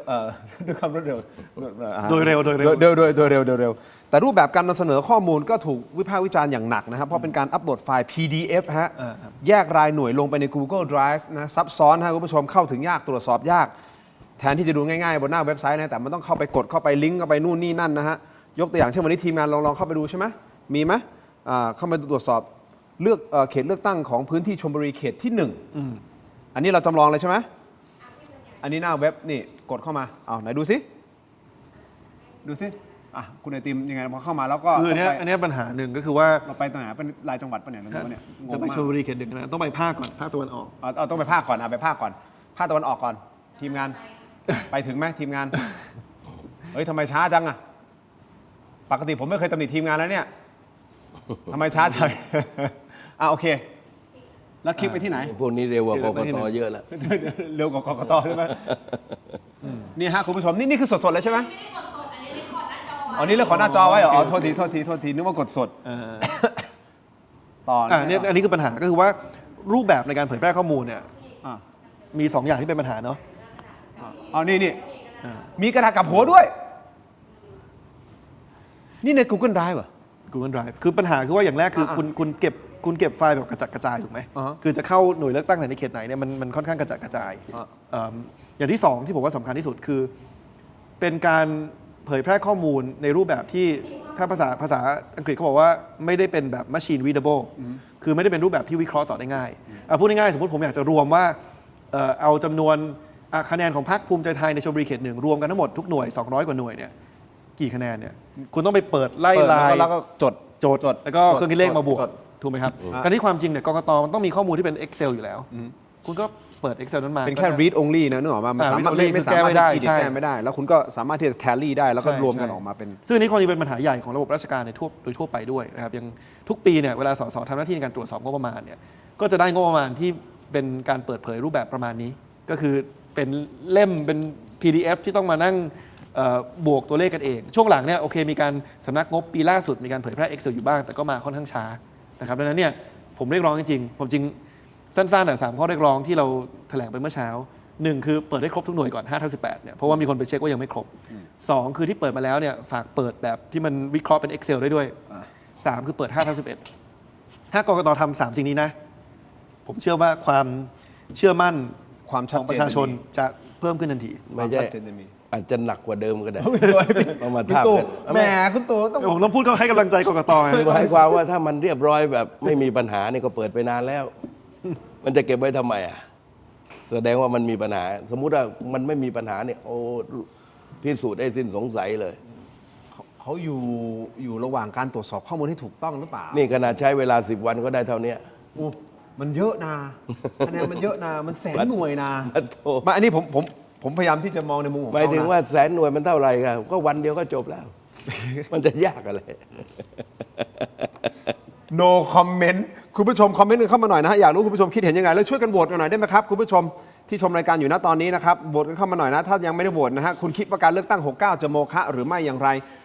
นะฮะเป็นโมฆะไม่เป็นโมฆะแสดงความคิดเห็นเข้ามาตอนนี้คนโหวตเข้ามาโอ้โห13,000 โหวตแล้วนะครับมาดูกันหน่อยนะฮะคุณผู้ชมคอมเมนต์เข้ามาว่าคิดเห็นอย่างไรก็สามารถคอมเมนต์เข้ามาได้นะครับหรือจะสนับสนุนช่องของเราก็ได้นะฮะมาสมัครเป็นเทโรแฟนของเราได้นะครับคุณผู้ชมครับอย่างนี้ผมเห็นเยอะมากแล้วจริงๆผมพูดตั้งแต่ต้นรายการแล้วนะครับว่าประเด็นเรื่องของเลเซอร์ ID ยังไงคุณไอติมผมถามคุณแน่นอนแล้วผมจะลงละเอียดแล้วผมขออนุญาตพี่ตู่ด้วยเพราะว่าประเด็นเนี้ยเป็นประเด็นที่ผมอยากจะหาข้อชัดเจนจากคุณไอติมเอาเงี้ยทุกวันเนี้ยผมดูคุณสัมภาษณ์นะไม่ว่าจะเป็นของพี่ยุทธแล้วก็ที่คุณแถลงนะเอาเป็นว่าพรรคประชาชนมีสมาชิกพรรคประมาณ100,000 กว่าคนถูกต้องไหมครับคราวเนี้ยพรรคก้าวไกลถูกยุบเมื่อปีไหนปี67ปี67ถูกครับส่วนเรื่องของการใช้เลเซอร์ ID เนี่ยคุณขอกรมการปกครองมาเรียบร้อยถูกต้องไหมในก่อนหน้านี้ต้องอธิบายเพราะคำว่าขออนุญาตเนี่ยมันมีหลายส่วนขออนุญาตในการเชื่อมต่อ API กับเขาเพื่อที่จะขอให้เขาเช็คเลเซอร์ ID กลับมาถูกต้องไหมครับแต่ไม่ได้ขออนุญาตในการเก็บขอเลเซอร์ ID จากประชาชนเดี๋ยวผมอธิบายภาพรวมเลยกันแล้วสงสัยตรงไหนลงลึกได้ดีไหมครับจะได้เห็นภาพรวมหรือว่าคำถามก่อนก็ได้ไม่ผมพยายามจะอธิบายให้รวบตึงเพราะว่าจริงๆคุณสัมภาษณ์มาให้เยอะและมากมายแล้วแต่ว่าผมจะเจาะสู่คำถามของผมการขออนุญาตเลเซอร์ ID ต้องเป็นตัวเจ้าของยินยอมให้หรือไม่ให้เป็นที่ตัวเจ้าของไม่ได้เกี่ยวกับกรมการปกครองถูกไหมใช่ครับมันคือตัวประชาชนนะครับแต่สิ่งที่คุณไปขออนุญาตกรมการปกครองคือขออนุญาตในการที่จะเชื่อ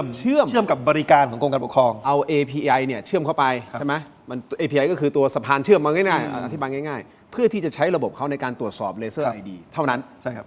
ซึ่งคุณขอไปแล้วซึ่งในยุคของพรรคประชาชนในยุคพรรคก้าวไกลเคยขอและเชื่อมสำเร็จแล้วอนาคตใหม่ด้วยอนาคตใหม่ด้วยตั้งแต่อนาคตใหม่พอเป็นพรรคประชาชนเนี่ยพอเป็นองค์กรใหม่มันเลยต้องขอใหม่นะครับก็ได้ยื่นการขอไปแล้วในการได้รับการอนุญาตเนี่ยมันจะมีความจริงไอ้บริการให้เราพูดถึงเนี่ยมันแตกเป็นหลายส่วนนะครับถ้าไม่ลงในเชิงเทคนิคมากซึ่งบางส่วนเนี่ยก็เรียบร้อยแล้วตอนนี้อยู่ส่วนที่เขาเรียกว่าเว็บเซอร์วิสซึ่งเพื่อจะทำให้การเชื่อมนั้นมันสมบูรณ์เนี่ยอยู่ในระหว่างการรอได้รับอนุญาตครับดังนั้นก็ถ้าสรุปก็คือยังเชื่อมทุกส่วนไม่สมบูรณ์โอเคงั้นผมคำถามนะคำถามที่1ครับยุคพรรคก้าวไกลขอแล้วเชื่อมต่อสำเร็จแล้ว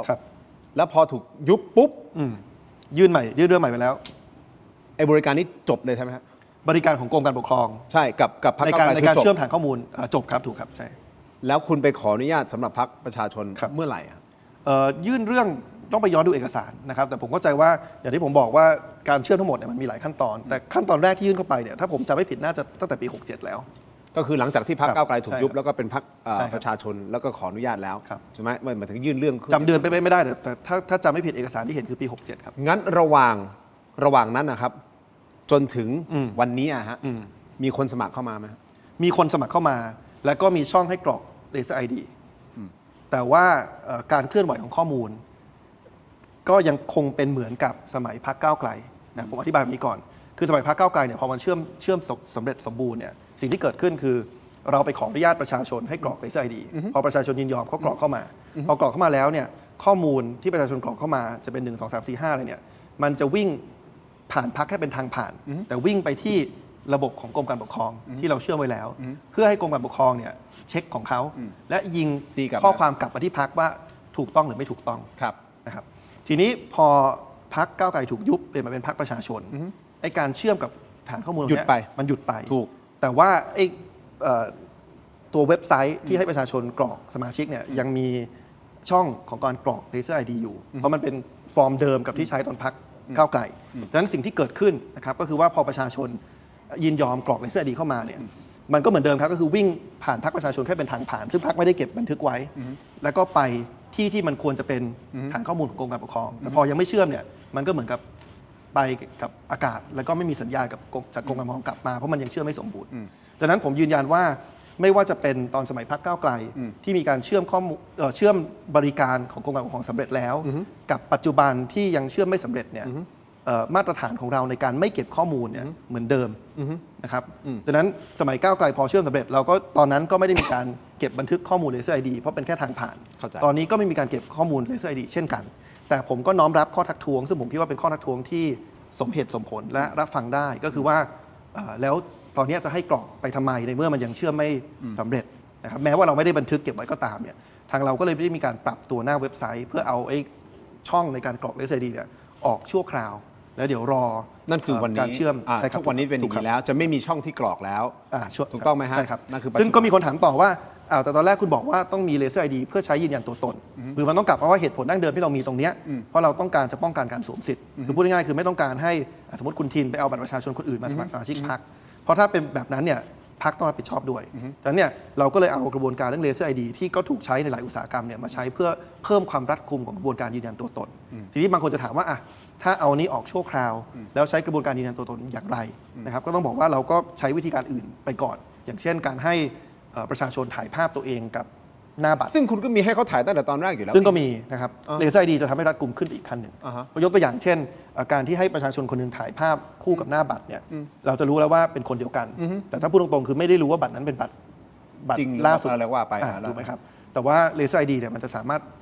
เชื่อมโยงกับฐานข้อมูลของกรมการปกครองเพื่อรู้ได้แต่นั้นก็ยืนยันว่าจริงอยู่ว่าตอนนี้การเชื่อมกับบริการของกรมการปกครองยังไม่สมบูรณ์แต่ถ้าใครกังวลว่าพรรคประชาชนไปเก็บ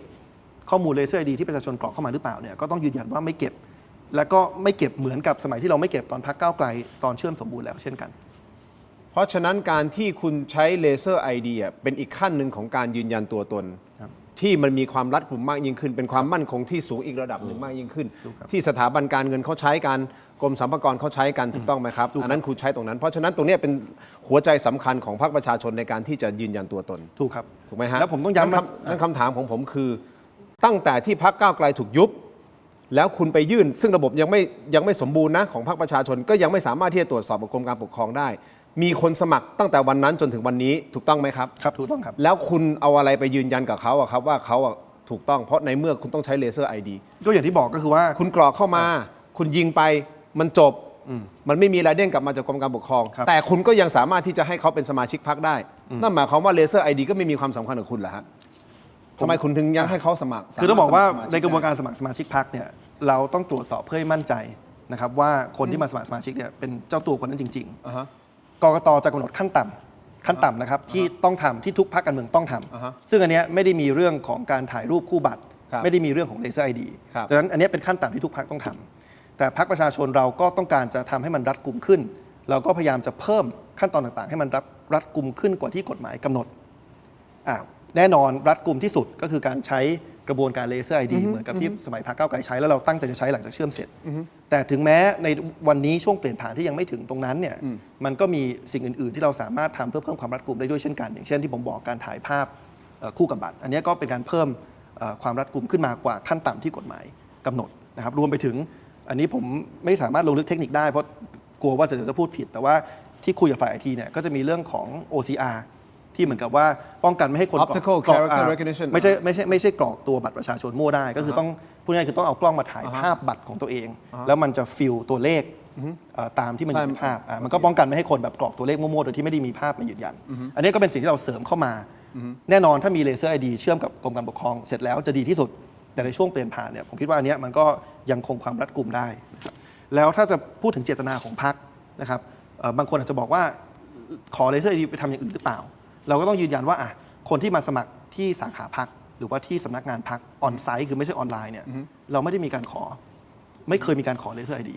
นะครับดังนั้นเนี่ยผมคิดว่านี้ก็เป็นสิ่งที่หวังว่าจะพอชี้ให้เห็นถึงเจตนาของเราว่าไม่ได้มีเจตนาอื่นใดนอกจากการใช้กระบวนการนี้เพื่อยืนยันตัวตน งั้นสัดส่วนคนที่มาสมัครหน้างานออนไซต์กับสัดส่วนที่มาสมัครออนไลน์มันต่างกันขนาดไหนครับสมมติ100,000 คนเนี่ยสมัครหน้างานอาจจะมา1,000 แต่ที่เหลือคือ100,000 กว่าคนสมัครออนไลน์ก็อันนี้ต้องไปดูเรื่องสัดส่วนนะครับแต่ว่าผมก็ยืนยันว่า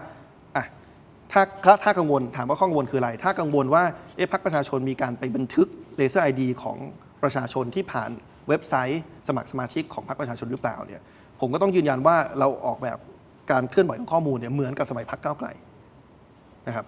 บสมัยพรรคก้าวไกลมันผ่านเว็บไซต์พรรคก้าวไกลเป็นทางผ่านเพื่อไปเชื่อมแล้วก็เช็คกั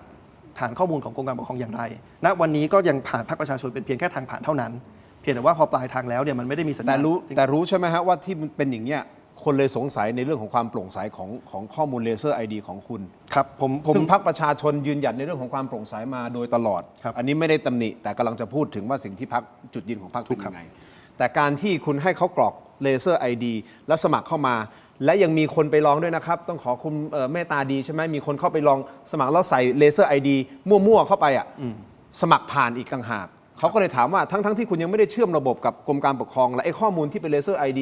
แล้วสมัครผ่านได้อย่างไรครับนี่คือคำถามว่าผ่านได้อย่างไรและไอ้ข้อมูลเลเซอร์ ID มันไปไหนครับเก็บไว้หรือเปล่าอันนั้นคือคำถามหัวใจสำคัญซึ่งผมเชื่อว่าคุณอาจจะตอบไม่ได้เพราะคุณไม่ใช่ IT ตอบได้ตอบได้ใช่ไหมครับคือผมน้อมรับข้อทักท้วงตรงนี้นะครับแล้วก็ความจริงตัวอย่างที่คุณทินพูดขึ้นมาก็สอดคล้องกับที่ผมพูดไปเมื่อสักครู่ก็คือว่าพอกรอกเข้ามาเนี่ยถ้าเป็นสมัยพรรคก้าวไกลที่เชื่อมต่อกับกรมการปกครองสมบูรณ์พอกรอกเข้ามาแล้วเนี่ยมันไม่ได้ถูกบันทึกเก็บไว้ที่มันก็วิ่งไปเลยมันวิ่งไปที่กรมการปกครองแล้วกรมการปกครองเช็คซุกมันก็เด้งกลับมาถูกถ้าเชื่อมสมบูรณ์กรมการปกครองจะเด้งกลับมาว่าให้ผ่านหรือไม่ให้ผ่านแต่ในช่วงที่ยังเชื่อมไม่สมบูรณ์เนี่ยมันก็ไม่ได้ถูกบันทึกไว้ที่พรรคมันไปที่ควรจะเป็นระบบบริการของกรมการปกครองแต่ว่าพอยังเชื่อไม่สมบูรณ์ก็ไม่มีสัญญาณตอบกลับมาว่าถูกต้องไม่ถูกต้องมันก็เลยกรอกตัวเลขแล้วมันผ่านเข้าไปได้ตามตัวอย่างที่คุณทินยกขึ้นมานะครับแต่ผมก็ต้องยืนยันแบบนี้นะครับผมน้อมรับข้อทักท้วงเรื่องของการออกแบบกระบวนการทั้งหมดแต่ผมขอยืนยัน2ข้อที่1เนี่ยต้องยืนยันว่าเราไม่ได้ดำเนินการอะไรที่ขัดต่อกฎหมายบางคนถามว่ากรมการปกครองไม่อนุญาตแล้วทำไมถึงไปขอเลเซอร์ ID จากประชาชนได้ก็ต้องย้ำว่าการขออนุญาตเลเซอร์ ID จากประชาชนคือการขออนุญาตประชาชนใช่นี่ผมไอ้ที่ขออนุญาตกรมการปกครองเนี่ยคือขอเชื่อมบริการกรมการปกครองในการตรวจสอบข้อมูลแต่อาจจะมีบางคนที่ฟังอยู่ที่อาจจะยังสับสนตรงนี้ส่วนประเด็นที่2ที่ก็ต้องยืนยันนะครับว่าไม่ว่าจะเป็นสมัยพรรคก้าวไกลที่เชื่อมสมบูรณ์แล้วหรือสมัยปัจจุบันเนี่ยพรรคเป็นเพียงแค่ทางผ่านของข้อมูลไม่ได้มีการบันทึกข้อมูลเก็บไว้นะครับซึ่งอันเนี้ยผมก็เข้าใจดีว่าอันเนี้ยอาจจะมีแค่คำพูดผมเป็นตัวยืนยันอาจจะเป็นคำพูดของฝ่าย IT ที่มาตอบผมเป็นตัวยืนยันทางเราในเชิงหลักการเนี่ยถ้ามันมีวิธีการใดที่สามารถตรวจสอบได้เนี่ยผมคิดว่าเราก็จะพยายามทำเต็มที่ตรงนั้นเพื่อพิสูจน์ความบริสุทธิ์ของเราแต่ผมก็พยายามยกให้เห็นว่าถ้าเรามีเจตนาจะไปเก็บเลเซอร์ ID ของประชาชนเพื่อวัตถุประสงค์อื่นเนี่ยเราก็คงไปทำกับออนไซต์เหมือนกันนะครับดังนั้นเนี่ยตรงนั้นเราก็ไม่ได้มีการขอก็อย่างที่ผมบอกผมก็ไม่รู้ว่าสัดส่วนเป็นยังไงถูกต้องไหมครับว่าสัดส่วนออนไซต์กับสัดส่วนออนไลน์มันมีมากน้อยแค่ไหนถูกต้องไหมครับแล้วก็ปฏิเสธไม่ได้ว่าพรรคของคุณก็มีคนที่เคยโดนคดีต่างๆนะฮะไม่ว่าจะเป็นเรื่องของฟอกเงินต่างๆนะครับคุณผู้ชมหลายคนอาจจะสงสัยว่าเลเซอร์ ID มันมีความสำคัญอย่างไรมันสามารถได้นะถ้ามีทั้งบัตรประชาชนมีทั้งชื่อนามสกุลและเลเซอร์ ID ข้างหลังเนี่ยมันสามารถไปทำธุรกรรมต่างๆได้ทันทีเลยนะครับถูกต้องไหมฮะคือก็ผมตั้งข้อสงสัยข้อที่1ข้อที่2ถ้าคุณบอกว่ากรอกเลเซอร์ ID แล้วส่งไปมันไม่มีประโยชน์คุณไม่ได้เก็บไว้อยู่แล้วเนี่ยคุณไปเอาออกมาจากระบบวันนี้ทำไมก็เพราะว่ามันยิงเปล่านี่ถูกป่ะคุณใส่ไปก็ไม่มีประโยชน์แล้วคุณจะไปเอาออกจากหน้าเว็บทำไมเพื่อทำให้คงสงสัยยิ่งขึ้นไปอีกตอบ2ข้อจะไปเอาออกมันทำไมตอบ2ข้อที่2ก่อนทำไมเอาออกก็อย่างที่คุณทินสรุปความจริงถูกแล้วก็คือว่าถึงแม้ให้กรอกอยู่เนี่ยข้อมูลไม่ได้ถูกบันทึกไว้ที่พรรคดังนั้นเนี่ยถ้าคุณทินเห็นตรงนี้ก็คือพูดง่ายๆคือเชื่อสิ่งที่พรรคพูดว่าเราไม่ได้บันทึกเนี่ยคงไว้ก็ได้แต่ต้องยอมรับว่าอาจจะมีประชาชนบางคนที่เขากังวลอาจจะยังไม่ได้เชื่อพรรคอย่างสนิทใจว่าเราไม่ได้บันทึกไว้จริงเราก็เลยมองว่าเพื่อคลายข้อกังวลเขาเนี่ยก็เอาออกชั่วคราวเพราะปัจจุบันเนี่ยประโยชน์ที่ได้ในการตรวจสอบความถูกต้องก็ยังไม่ได้เกิดขึ้นเพราะยังไม่ได้เชื่อมกับฐานข้อมูลของกรมการปกครองดังนั้นเนี่ยแน่นอนถ้าประชาชนทุกคนเข้าใจเหมือนที่คุณทินสรุปเมื่อสักครู่เข้าใจว่าพรรคไม่ได้บันทึกข้อมูลไว้เนี่ยเราทิ้งไว้แบบเดิมก็ไม่มีอะไรเสียแต่ผมก็เข้าใจความรู้สึกและข้อทักท้วงของประชาชนบางคนที่เขาก็ อาจจะยังไม่ได้เชื่อเราสนิทใจ เราก็เลยคิดว่าเอาออกมาเพื่อคลายข้อกังวลของเขานะครับส่วนข้อแรกเนี่ยผมแน่นอนผมและพรรคเราให้ความสำคัญกับเรื่องความปลอดภัยของข้อมูลส่วนบุคคลอยู่แล้วนะครับแล้วอย่างที่ผมบอกคือผมน้อมรับนะครับข้อทักท้วงเกี่ยวกับกระบวนการที่ผ่านมานะครับแต่ผมยืนยันว่าเราไม่ได้ทำอะไรที่ขัดต่อกฎหมายแล้วบางข้อกล่าวหาที่อยู่ในช่องทางออนไลน์ก็ขัดแย้งกับข้อเท็จจริงด้วยยกตัวอย่างเช่นเพิ่นต้องพูดเพราะคุณทินพูดถึงมีการพูดว่ามีข่าวหนึ่งปล่อยใน Twitter บอกว่าอดีตผู้สมัครสสกทมเขต 33เนี่ยที่ถูกคดีเรื่องการฟอกเงินเนี่ยคือเขียนเป็นข้อความเลยนะครับว่าได้ยินข่าวมาจากวงในว่าคนนี้เดินเข้าออกห้องอะไรตลอดเวลาซึ่งอันนี้มันเป็นข้อความที่มันเท็จทุกประการแล้วก็ไม่ได้มีหลักฐานอะไรมายืนยันเลยนะครับเพราะว่าผู้สมัครคนนี้ก็ไม่ได้มีตำแหน่งอะไรในพรรคก็เป็นผู้สมัครในพื้นที่นะครับดังนั้นเนี่ยอันนี้ผมก็ต้องชี้แจงเป็นรายประเด็นถ้ามันมีประเด็นใหม่ก็ยินดีชี้แจงแต่ว่าในภาพรวมเนี่ยผมก็น้อมรับข้อทักท้วงที่เข้ามาแต่ว่าก็ต้องยืนยันแหละครับว่าเราไม่ได้ทำอะไรที่ผิดกฎหมายไม่ได้ฝ่าฝืนคำสั่งของกรมการปกครองแต่อย่างใดนะครับไม่ได้ทำอะไรโดยไม่ได้ขออนุญาตนะครับคือตอนนี้เราไม่ได้สงสัยว่าคุณทำผิดกฎหมายหรืออะไรเลยนะพี่ตู่ต้องเข้าใจคุณทินไม่สงสัยแต่คนที่ดูอยู่อาจจะสงสัยผมก็จำเป็นต้องชี้แจงไม่ครับเพราะตอนนี้ด้อมคุณด่าผมเยอะเลยครับว่าต้องการอะไรนึกออกไหมคือไม่ทั้งนั้นผมก็สื่อสารผมไม่ได้บอกว่าพรรคทำผิดกฎหรืออะไรนะฮะผมแค่สงสัยว่าอ้าวแล้วทำไมคุณไม่ทำให้มันโปร่งใสตั้งแต่ตอนแรกเช่นคุณรู้ว่าพรรคถูกยุบก้าวไกลถูกยุบแล้วมันเปลี่ยนผ่านมาพรรคประชาชนทำไมคุณไม่เอาออกตั้งแต่ตอนแรกเพื่อไม่ให้มันเกิดปัญหาและเกิดข้อคอรหาและข้อสงสัยจากสังคมว่าเฮ้ยคุณแอบเก็บเลเซอร์ ID ไว้หรือเปล่าอันนี้ผมสามารถตั้งคำถามได้นะครับถูกครับถูกต้องไหมฮะก่อนหน้านี้มีแต่คนบอกว่าผมเป็นส้มผมขอพูดอีกทีนึงแล้วกันฮะแล้วพอมาวันนี้ก็ด่าผมว่าผมจะเอาอะไรก็ผมต้องการคำตอบไงเพราะผมก็สงสัยเหมือนกันว่าตกลงผมสนับสนุนคุณทินแบบนี้ถูกต้องไหมผมก็สื่อสารกับไอติมอันนี้ถูกต้องไหมถูกผมสื่อสารกับผู้สนับสนุนผมก็แล้วกันว่าสิ่งที่คุณทินทำเนี่ยถูกแล้วคือการตั้งคำถามนะครับดังนั้นเนี่ยผมไม่ปฏิเสธว่าการมาถ้าประชาชนสงสัยอะไรสื่อมวลชนก็ทำหน้าที่ในการถามแล้วผมก็ชี้แจงข้อสงสัยแต่ละอย่างและอะไรที่ชี้แจงไปแล้วประชาชนรู้สึกว่ามันสะท้อนให้เห็นว่าควรจะดำเนินการได้รัดกุมกว่านี้ผมก็น้อมรับข้อทักท้วงครับนั้นก็สื่อสารกับผู้สนับสนุนว่าอย่าไปต่อว่าคุณทินเลยคุณทินทำหน้าที่ไม่เป็นไรจะต่อว่าผมไม่ได้สนใจเราจะต่อว่าอะไรนึกออกไหมครับไม่ใช่ไม่แคร์นะฮะแต่หมายถึงว่าโอเคก็ต่อว่ามาผมทำหน้าที่ผมรู้อยู่แล้วเอาเป็นว่าสรุปแล้วนี่คือพลาดที่ไม่ได้ออกตั้งแต่ตอนแรกใช่ไหมก็ผมคิดว่าถ้าเราย้อนเวลากลับไปได้นะครับเราก็คงจะทำให้กระบวนการในการขอเชื่อมกับระบบมันเร็วกว่านี้หรือว่าในช่วงที่มันมีช่วงเปลี่ยนผ่านเนี่ยก็อาจจะเอาไอ้ตัวช่องเลเซอร์ ID ที่มันค้างอยู่สมัยฟอร์มของพรรคก้าวไกลเนี่ยลงก่อนชั่วคราวเหมือนกับที่เราทำเมื่อวานพอมีข้อทักท้วงเข้ามาครับแสดงว่าถ้าย้อนเวลากลับไปได้คุณจะไปแก้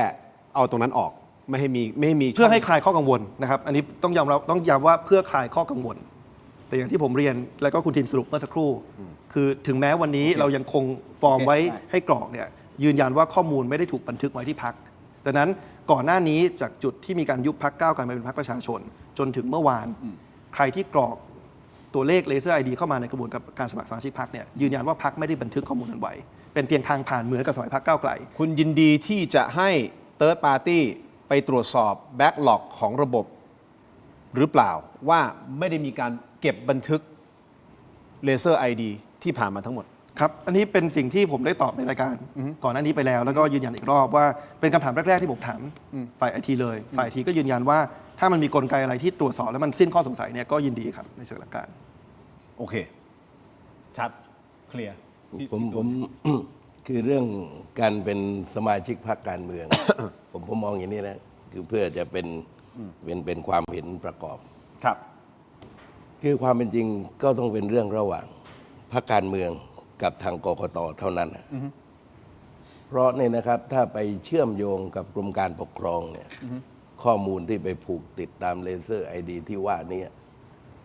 คือถ้าเป็นวันหนึ่งเนี่ยนะครับในเรื่องการเป็นสมาชิกพรรคการเมืองสมมุติว่าเป็นปัญหากับรัฐเนี่ยก็สามารถที่จะถูกกลไกรัฐไปตรวจสอบว่าใครเป็นสมาชิกพรรคการเมืองนี้บ้างนะครับแล้วก็ทำให้บรรดาสมาชิกพรรคก็เดือดร้อนโดยไม่จำเป็นนี่ทางหนึ่งนะเพราะฉะนั้นเนี่ยนะครับที่ผ่านมาความเป็นสมาชิกพรรคการเมืองจึงจะไม่เข้าไปผูกติดกับกรมการปกครองยกเว้นเวลาเข้าชื่อนะครับในฐานะประชาชนว่ามีทะเบียนบ้านตรงกันไป เป็นผู้มีสิทธิเลือกตั้งไปใช้สิทธิ์นะครับทาบทั้งกรมการปกครองและก็กกตนะครับทีนี้คือหลักสมาชิกพรรคการเมืองในบ้านเมืองเรานั้นเนี่ยมันไม่ได้ลึกซึ้งถึงขนาดว่าจะต้องเข้าไปนะครับในเลเซอร์ไอดีที่ว่านี้ผมยกตัวอย่างว่าสมัยก่อนเนี่ยสมัยพรรคไทยรักไทยเนี่ยสมาชิก14 ล้านคนนะครับเวลาวันที่พรรคถูกยุบเนี่ยนะครับคนประมาณสัก300ได้มั้งทั้งที่มีโหวตเตอร์พศนั้น19 ล้านเสียงพรรคอนาคตใหม่ตัวเลขห่างไกลกันเยอะตอนนั้นที่ทำการพรรคใกล้ๆตอนยุบอนาคตใหม่ตัวเลขก็ไม่ได้ต่างกันหรอกในการที่จะหลังจากการยุบพรรคคือผมว่าที่มันใหญ่กว่าในระบบที่จะไปตรวจสอบหรือเชื่อมสัมพันธ์คือมันต้องเชื่อมด้วยจิตวิญญาณมันไม่ได้แข่งที่จำนวน หรือจะไปรู้ในรายละเอียดนี่สมาชิกจะเป็นคนละเรื่องกับผู้สมัครนะครับผู้สมัครมันต้องดับเบิลในการตรวจสอบให้อย่างครบถ้วนทีนี้เนี่ยนะครับณวันนี้ในวันนี้ผมว่าแนวความคิดการเป็นสมาชิกพรรคการเมืองเนี่ยเบาบางกว่าเดิมเยอะสมัยก่อนเขาจะแข่งเรื่องจำนวนแต่พอมันมีเรื่องยุบพรรคไม่มีใครแข่งแล้วสมัยก่อนเนี่ยนักการเมืองอยากเป็นกรรมการบริหารพรรคยุคปี 2500 ตามรัฐธรรมนูญ 40 เนี่ยปี 44 เอาผมยกตัวอย่างพรรคไทยรักไทยเนี่ยตั้งกรรมการพรรคถึง 111 คนเพราะนี่นะครับเพราะว่ามีความเชื่อว่าตัวถ้าไม่ได้เป็นกรรมการพรรคก็ตัวเองมีความดีไม่เพียงพอเนี่ยแต่พอถูกยุบพรรคตอนตั้งพรรคพลังประชาชนเริ่มลังเลผลักมึงผลักกูแล้วพอตอนถูกยุบพรรคประชาชนมาตั้งพรรคเพื่อไทยเนี่ยพอเสนอให้เป็นกรรมการพรรคก็ลุกขึ้นกล่าวว่าผมทำอะไรผิดพอถูกยุบแล้วตอนนั้นตัดสิทธิ์คราวละ5 ปีนะตามรัฐธรรมนูญเดิมทีนี้เนี่ยนะครับพอมันเดินมาถึงวิวัฒนาการทางการเมืองณขณะนี้ผมว่าการจับความสัมพันธ์ของประชาชนกับพรรคการเมืองเนี่ยผมว่ามันควรจะเป็นแนวอุดมคติอุดมการณ์มากกว่าการลวงลึกเพราะลวงลึกก็เห็นอยู่แล้วว่าเห็นไหมการคัดเลือกเห็นไหมมันก็ลึกได้ไม่จริงแล้วก็เห็นได้อย่างชัดเจนว่ามันไม่จำเป็นผมว่าหลักคิดนะครับว่าเราอยู่ดีๆส่งข้อมูลในกรมการปกครองทำไมลิงก์ก็ไปลิงก์ไปลิงก์กลับนึกออกไหมเห็นไหมความลับมันเพียงแค่อยู่ที่เดียวกับกกตนี่ก็ถือว่าเหนื่อยอยู่แล้วกับการจะเป็นสมาชิกพรรคการเมืองเพราะว่าวันหนึ่งเนี่ยนะครับก็อาจจะวันที่ไม่มีปัญหาก็ไม่เป็นไรแต่วันหนึ่งถ้ามันเกิดมีปัญหามามันจะถึงตัวสมาชิกโดยไม่จำเป็นก็จะเสริมใช่ไหมไม่เสริมนิดเดียวคือเพื่อให้เข้าใจตรงกันคือที่มันต้องไปขอเชื่อมกับกรมการปกครองเพราะมันเป็นบริการของกรมการปกครองคือมันไม่ใช่แค่สำหรับพรรคการเมืองนะครับไปถึงองค์กรอื่นๆองค์กรเอกชนถ้าเขาต้องการใช้บริการนี้เพื่อยืนยันตัวตนก็ต้องไปขอบริการจากกรมการปกครองส่วนถ้าข้อกังวลที่คุณจตุพรพูดว่าพอมีการขอบริการจากกรมการปกครองแล้วจะทำให้อำนาจรัฐณเวลานั้นที่เป็นฝ่ายบริหารใช้ตรงนี้เพื่อประโยชน์ทางการเมืองหรือเปล่าเนี่ยอันนี้ก็เป็นสิ่งที่ต้องตรวจสอบฝ่ายอำนาจรัฐนั้นมันแปลว่าเป็นการไปเปิดช่องงั้นสรุปอย่างนี้นะครับเรื่องของเลเซอร์ ID ผมไม่ได้บอกนะครับว่าทางพรรคทำผิดกฎหมายอะไรทั้งสิ้นเพราะไม่ได้ทำผิดกฎหมายไม่ได้ทำผิดกฎหมายเพราะว่าคนที่ยินยอมที่จะให้เลเซอร์ ID เป็นตัวเจ้าของเลเซอร์ ID นั้นๆถ้าเขายินยอมจบถูกต้องไหมครับแต่ที่ผมสงสัยคือว่าทำไมตั้งแต่ยุบพรรคอนาคตใหม่จนถึงตอนนี้คุณปล่อยให้ล่วงเลยมาปีกว่าๆ2 ปีเนี่ยทำไมคุณปล่อยให้ล่วงเลยในการสมัครเนี่ยต้องกรอกเลเซอร์ ID ทั้งที่รู้อยู่แล้วว่าการเชื่อมต่อระบบยังไม่ได้อยู่พรรคประชาชนกับกรมการปกครองยังไม่เรียบร้อยยังไม่ได้ถูกอนุมัติยังไม่เรียบร้อยแต่คุณยังปล่อยให้มันเป็นช่องอย่างนี้มาถ้าวันนี้ตัดภาพกลับมาพรรคประชาชนสมมติเกิดเป็นพรรคกพรรคขอที่ไม่ใช่พรรคประชาชนเกิดแบบนี้บ้างพรรคประชาชนจะเคลื่อนไหวยังไงผมว่าคุณก็คงไม่ได้แตกต่างกับผมหรอกครับว่าคงไปจี้เขาว่าทำไมคุณปล่อยเป็นอย่างนี้มันน่าสงสัยนะคุณทำอย่างนี้ไปคุณปล่อยทิ้งไว้ปี2 ปีเลยนะคุณเอาข้อมูลเราไปทำอะไรหรือเปล่าถูกไหมฮะแฟร์คือเรื่องเช่นเดียวกันผมก็ตั้งคำถามนะคืออย่างนี้คือการเมืองเนี่ยก็ต้องคือพรรคประชาชนเนี่ยเขาก็มีเรื่องมากอยู่แล้วนะแล้วก็ผมว่าอะไรที่มันระมัดระวังอะไรที่มันสุ่มเสี่ยงเนี่ยโดยไม่จำเป็นคำว่าโดยไม่จำเป็นเพราะว่าเราเป็นคนการเมืองนี่มันแต่ละรุ่นเนี่ยมันเสียดายทั้งนั้นนะครับนี่ที่กำลังจะเจอเนี่ยเห็นไหมมันบุคลากรทางการเมืองกว่าจะได้มาแต่ละคนไม่ใช่ง่ายแล้วบางคนมันเสียที10 ปีแล้วบางเรื่องอาจจะเสียตลอดชีวิตเพราะฉะนั้นอะไรที่มันไม่เอามาแล้วไม่เป็นปัญหาทำแล้วไม่เข้าขอบเขตเนี่ยนะครับที่จะสามารถให้เกิดเรื่องได้เนี่ยผมว่าต้องหลีกเลี่ยงผมว่าถ้า ถ้ามันเรียง1 2 3 4เนี่ยแล้วจนกระทั่งว่ามันยังเดินแบบเดิมอยู่เนี่ยผมว่าก็เหนื่อยเหมือนกันนะแต่ว่าถ้ามันหลีกได้เพื่อรอวันเวลาแห่งอนาคตนะครับไม่ใช่ว่าเดินไปไม่ถึงอนาคตอย่ามีความสุขเนี่ยนะครับกับเรื่องที่จะเป็นเหตุนะครับผมว่าหลายครั้งบทเรียนและครั้งนี้มันหนักนะครับโดยเฉพาะสิ่งที่กำลังจะเจอ44คนนะโทษมันคือแรงมากที่ถูกตัดสินตลอดชีวิตนะคือการเป็นนักการเมืองเนี่ยผมนี่อยู่ในสภาที่เคยเล่าให้ฟังว่าในแต่ละยุค500 คนเนี่ยมันจะใช้ได้ในสภาสัก50 คนนั่นแหละที่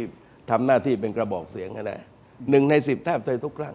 แล้วเลือกตั้งแต่ละครั้งใน30%เก่าผู้แทนจะสอบตกเป็นสถิติกันมาเป็นแบบนั้นนะครับทีนี้เนี่ยนะครับแต่ละคนที่กว่าจะหลุดเข้ามาเดินเข้ามาทำหน้าที่แล้วถึงเวลามันก็ถูกขีดเส้นแล้วก็จบไปเนี่ยกว่าคนใหม่ๆจะเข้ามาก็ไม่ใช่เรื่องที่ง่ายเพราะฉะนั้นผมว่าบทเรียนในแต่ละพรรคการเมืองที่ผ่านวิบากอันนี้มาเนี่ยผมว่าอะไรที่มันเป็นสาเหตุก็ลดเสียบ้าง โอเคนะเคลียร์ผมจบแล้วไม่มีอะไร ก็ย้ำตรงนี้นิดนึงเขาไม่ได้ทำผิดกฎหมายแค่ตึกคำถามว่า ก็ยินดีชี้แจงคือผมคิดว่าในฐานะคนทำงานการเมืองอ่ะถ้ามันมีข้อสงสัยเราก็ต้องมาชี้แจงแบบนี้ เพราะถ้าผมไม่ถามก็มาผมนี่พวกเดียวกันไงช่วยกันเซฟกันไงถูกป่ะพี่ติมก็มารายการผมตั้งหลายรอบเข้าใจป้าพรรคประชาชนก็มีหลายท่านที่มาเนาะที่สุดเราก็ไม่มีอะไรแล้วคุยกันตามแลกเปลี่ยนกันตามเนื้อผ้า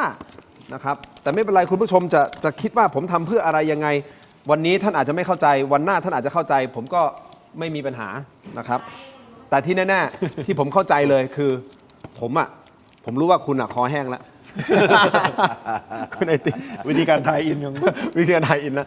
ครับขอบคุณครับวันนี้คุยกันมานานนะฮะขอขอบคุณเม็ดอมซิงค์พลัสผลิตภัณฑ์ไมบาซินจากเกรเตอร์ฟาร์มานะครับมี3สูตรที่มีคุณประโยชน์จากวิตามินหลากหลายชนิดครับเม็ดอมซิงค์พลัสวิตามินซีและโคคิวเทนกลิ่นองุ่นมะนาวเม็ดอมซิงค์พลัสลูทีและบิลเบอรี่กลิ่นแบล็คเคอร์เรนต์เม็ดอมซิงค์พลัสเบต้ากลูแคนกลิ่นสตรอเบอรี่นะครับซิงค์มีส่วนช่วยในการทำหน้าที่ของระบบภูมิคุ้มกันและกระบวนการต่อต้านอนุมูลอิสระถ้าเจ็บคอไอหรืออยากเสริมภูมิคุ้มกันนะครับเลือกไมบาซินจากเกรเตอร์ฟาร์มาหาซื้อได้ที่ร้านสะดวกซื้อซุปเปอร์มาร์เก็ตและร้านขายยาทั่วประเทศไมบาซินจากเกรเตอร์ฟาร์มาก้าวสู่60 ปีอย่างมั่นคงและยั่งยืนนะครับขอบคุณครับไมบาซินที่อยู่เคียงข้างถกไม่เถียงนะครับต่อกันเลยนะฮะคุณไอติมต้องดมหน่อยนะช่วงนี้คุณงานเข้าเยอะนะพี่ถูของดีฮะยาดมสมุนไพรตามมังกรทองจากอุ้ยอันโอสถนะครับแต่วันนี้ขอแนะนำครับยาน้ำแก้ร้อนในเขากุยจากอุ้ยอันโอสถนะครับบรรเทา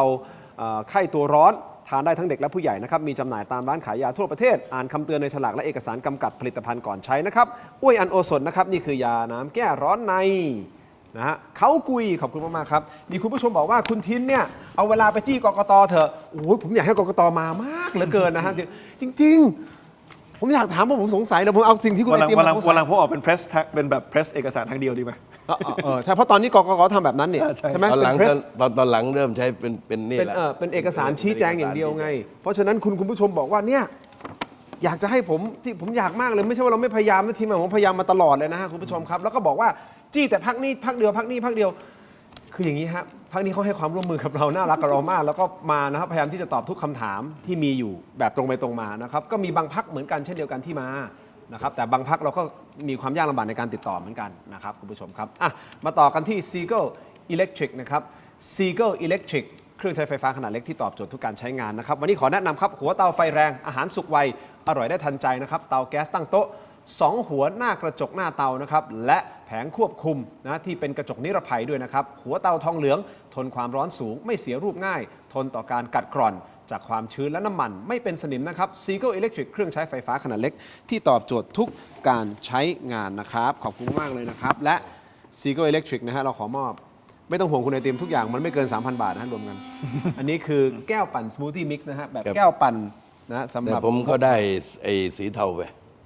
ครั้งที่แล้วได้สีเทาเหรอไม่ใช่ครั้งที่แล้วได้สีน้ำเงินตอนนี้ได้สีเทาแล้วโอเค ขอบคุณมากๆนะครับ Seagull Electric นะครับต่อกันที่ยาธาตุน้ำขาว49 บาทฝาสีฟ้าตราหารคู่นะครับนี่คือยาธาตุน้ำขาวนะครับที่เป็นมาตรฐานสากลครับหาซื้อง่ายตามร้านขายยาแผนปัจจุบันทั่วไปนะครับราคาเพียง49 บาทเข้าถึงง่ายครับจาก HK Pharmaceutical นะครับมอบให้กับ2ท่านนะครับขอบคุณมากๆเลยนะครับยาธาตุน้ำขาว49 บาทฝาสีฟ้าตราหารคู่แก้ท้องอืดท้องเฟ้อรักษาลำไส้อักเสบนะครับแล้วก็ฆ่าเชื้อโรคในลำไส้ด้วยนะครับขอบคุณมากๆเลยนะครับยาธาตุน้ำขาว49 บาทฝาสีฟ้านะครับต่อกันที่ผงปรุงรส ตอนนี้รสชาติชีวิตของคุณไอติมน่าจะ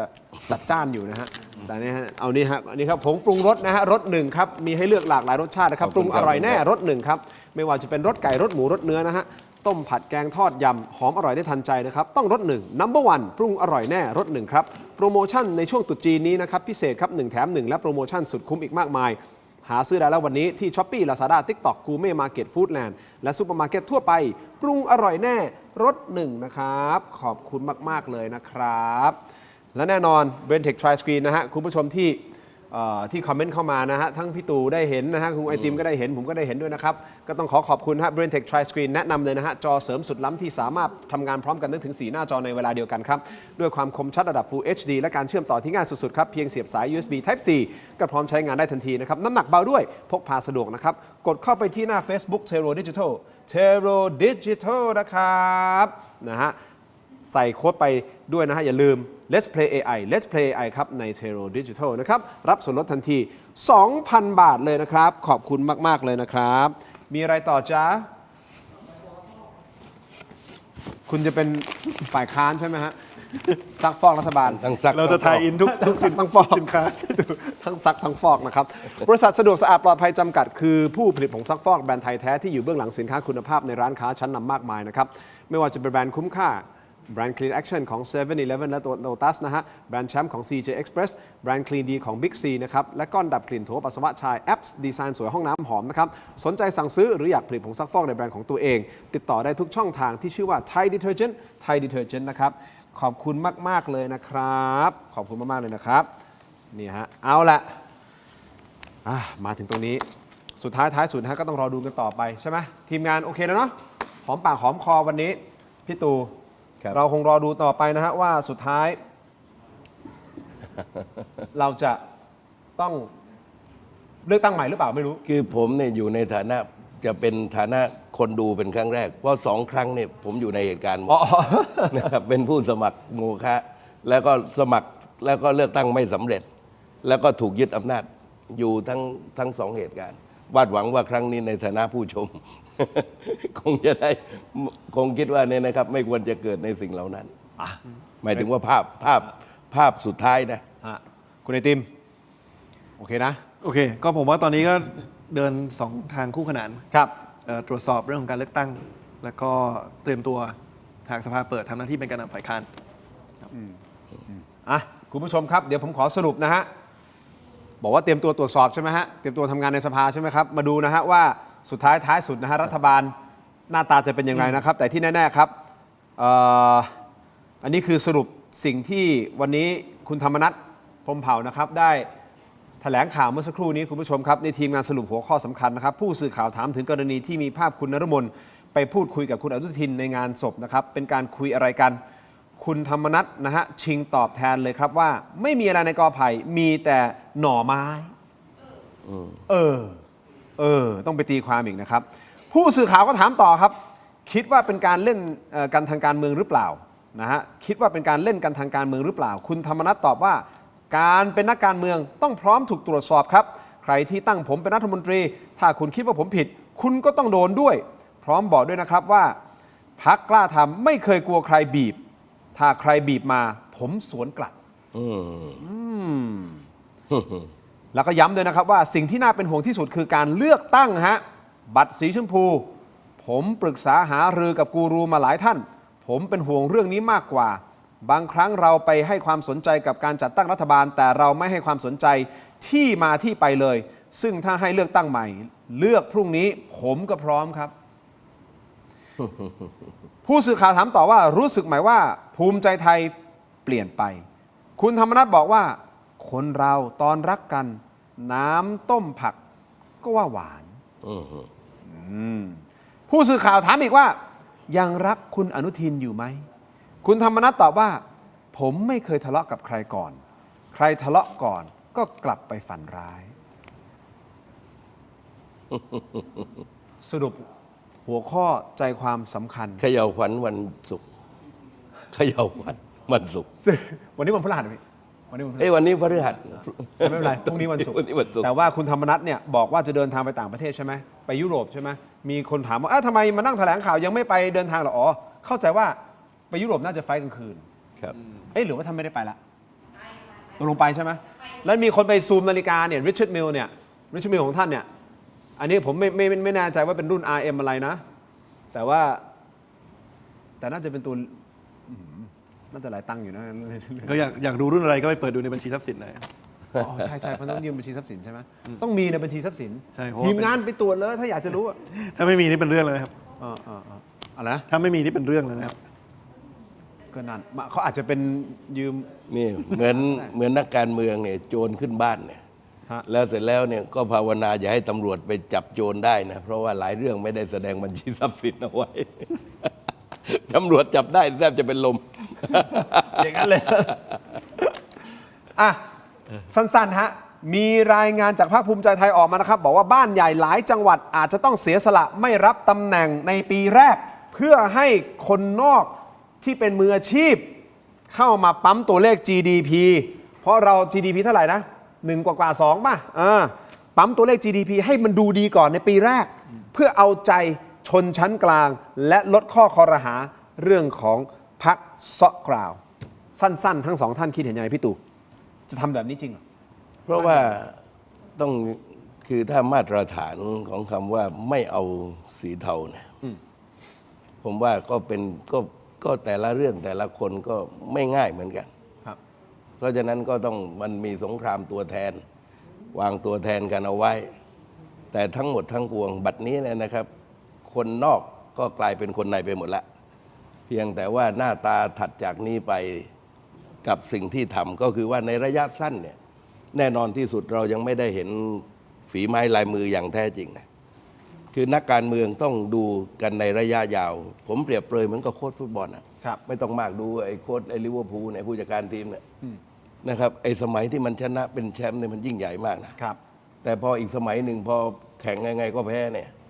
กลายเป็นอีกเรื่องหนึ่งก็เหมือนกันนะครับนักการเมืองก็เหมือนกันวันที่สำเร็จวันที่คนพึงพอใจกับวันที่ไม่สำเร็จเนี่ย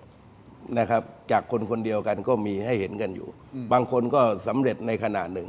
และบางขณะหนึ่งก็ไม่สำเร็จเลยนะครับเพราะฉะนั้นตัวอย่างทางการเมืองก็เห็นอยู่ผมว่าทั้งหมดก็รอถ้าการเลือกตั้งมันไม่มีปัญหาก็บริหารพิสูจน์ให้สิ้นสงสัยว่าการยืนระยะในการแก้ไขปัญหาจริงๆนั้นทำได้หรือเปล่าคือระยะเวลาไม่กี่เดือนมันพิสูจน์อะไรไม่ได้นี่ต้องยอมรับข้อเท็จจริงเพียงแต่ว่าไอ้ภาพแรกมันประทับใจแต่ว่าต้องเจอวิกฤตจริงๆกับการยืนระยะและพาประเทศพลิกมาได้หรือไม่จุดสตาร์ทสำคัญคือความเชื่อมั่นที่ประชาชนมีต่อรัฐบาล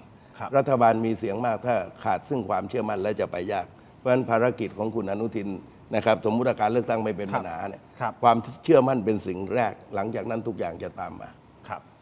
คิดยังไงฮะในประเด็นนี้เลยสั้นๆคืออาจจะต้องถอยบ้านใหญ่ถอยก่อนแล้วให้มืออาชีพเข้ามาดัน GDP ให้มันสูงขึ้นซึ่งจากข้อมูลสภาพัฒน์บอกว่า GDP ไตรมาส 4 ของปีที่แล้วนะโต 2.5% นะฮะรวมโตทั้งหมดของปี 2568 ทั้งปีที่แล้วเนี่ยอยู่ที่ 2.4 ก็คือเขาบอกว่าสะท้อนทิศทางในเชิงบวก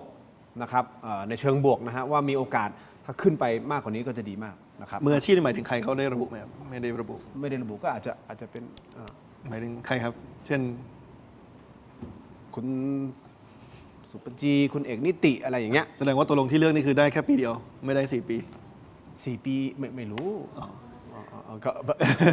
คือเมื่อกี้เราคุยกันทั้งรายการเรื่องรอยร้าวระหว่าง2พรรคนี้ต้องมาคุยกันอีกรายการหนึ่งระหว่างเกี่ยวกับรอยร้าวภายในพรรคไหมครับ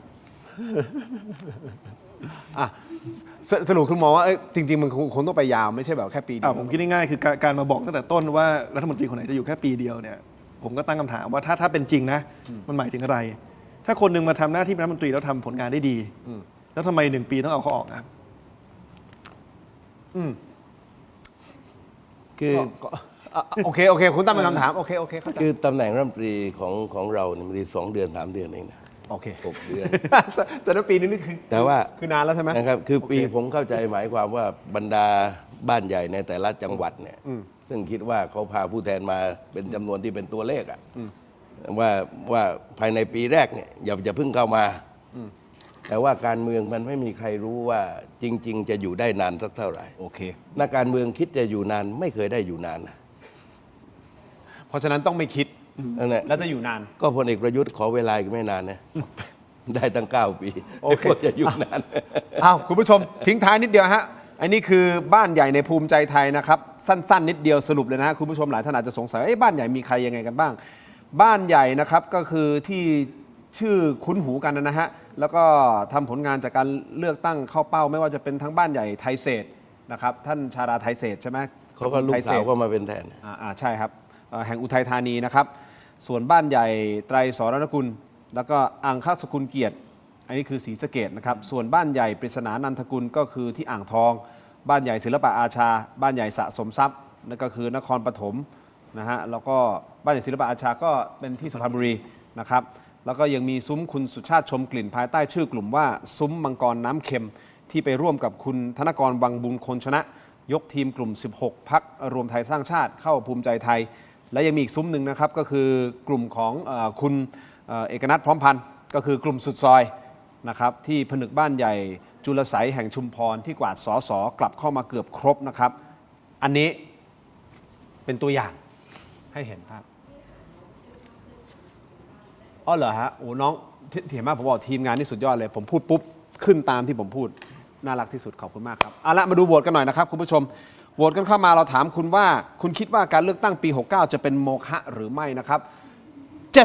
70% คิดว่าโมฆะไม่เป็นโมฆะอยู่ที่ 30% ฮะคุณตู่คุณไอติมครับ 70-30 คนโหวตเข้ามา 15,000 กว่าโหวตนะครับขอบคุณสำหรับทุกการโหวตขอบคุณทุกท่านสำหรับการติดตามพี่ไอติมครับพี่ตู่ครับ สวัสดีครับ ขอให้โชคดีนะครับแล้วพบกันใหม่นะครับคุณผู้ชมขอบคุณทุกท่านสำหรับการติดตามสวัสดีครับ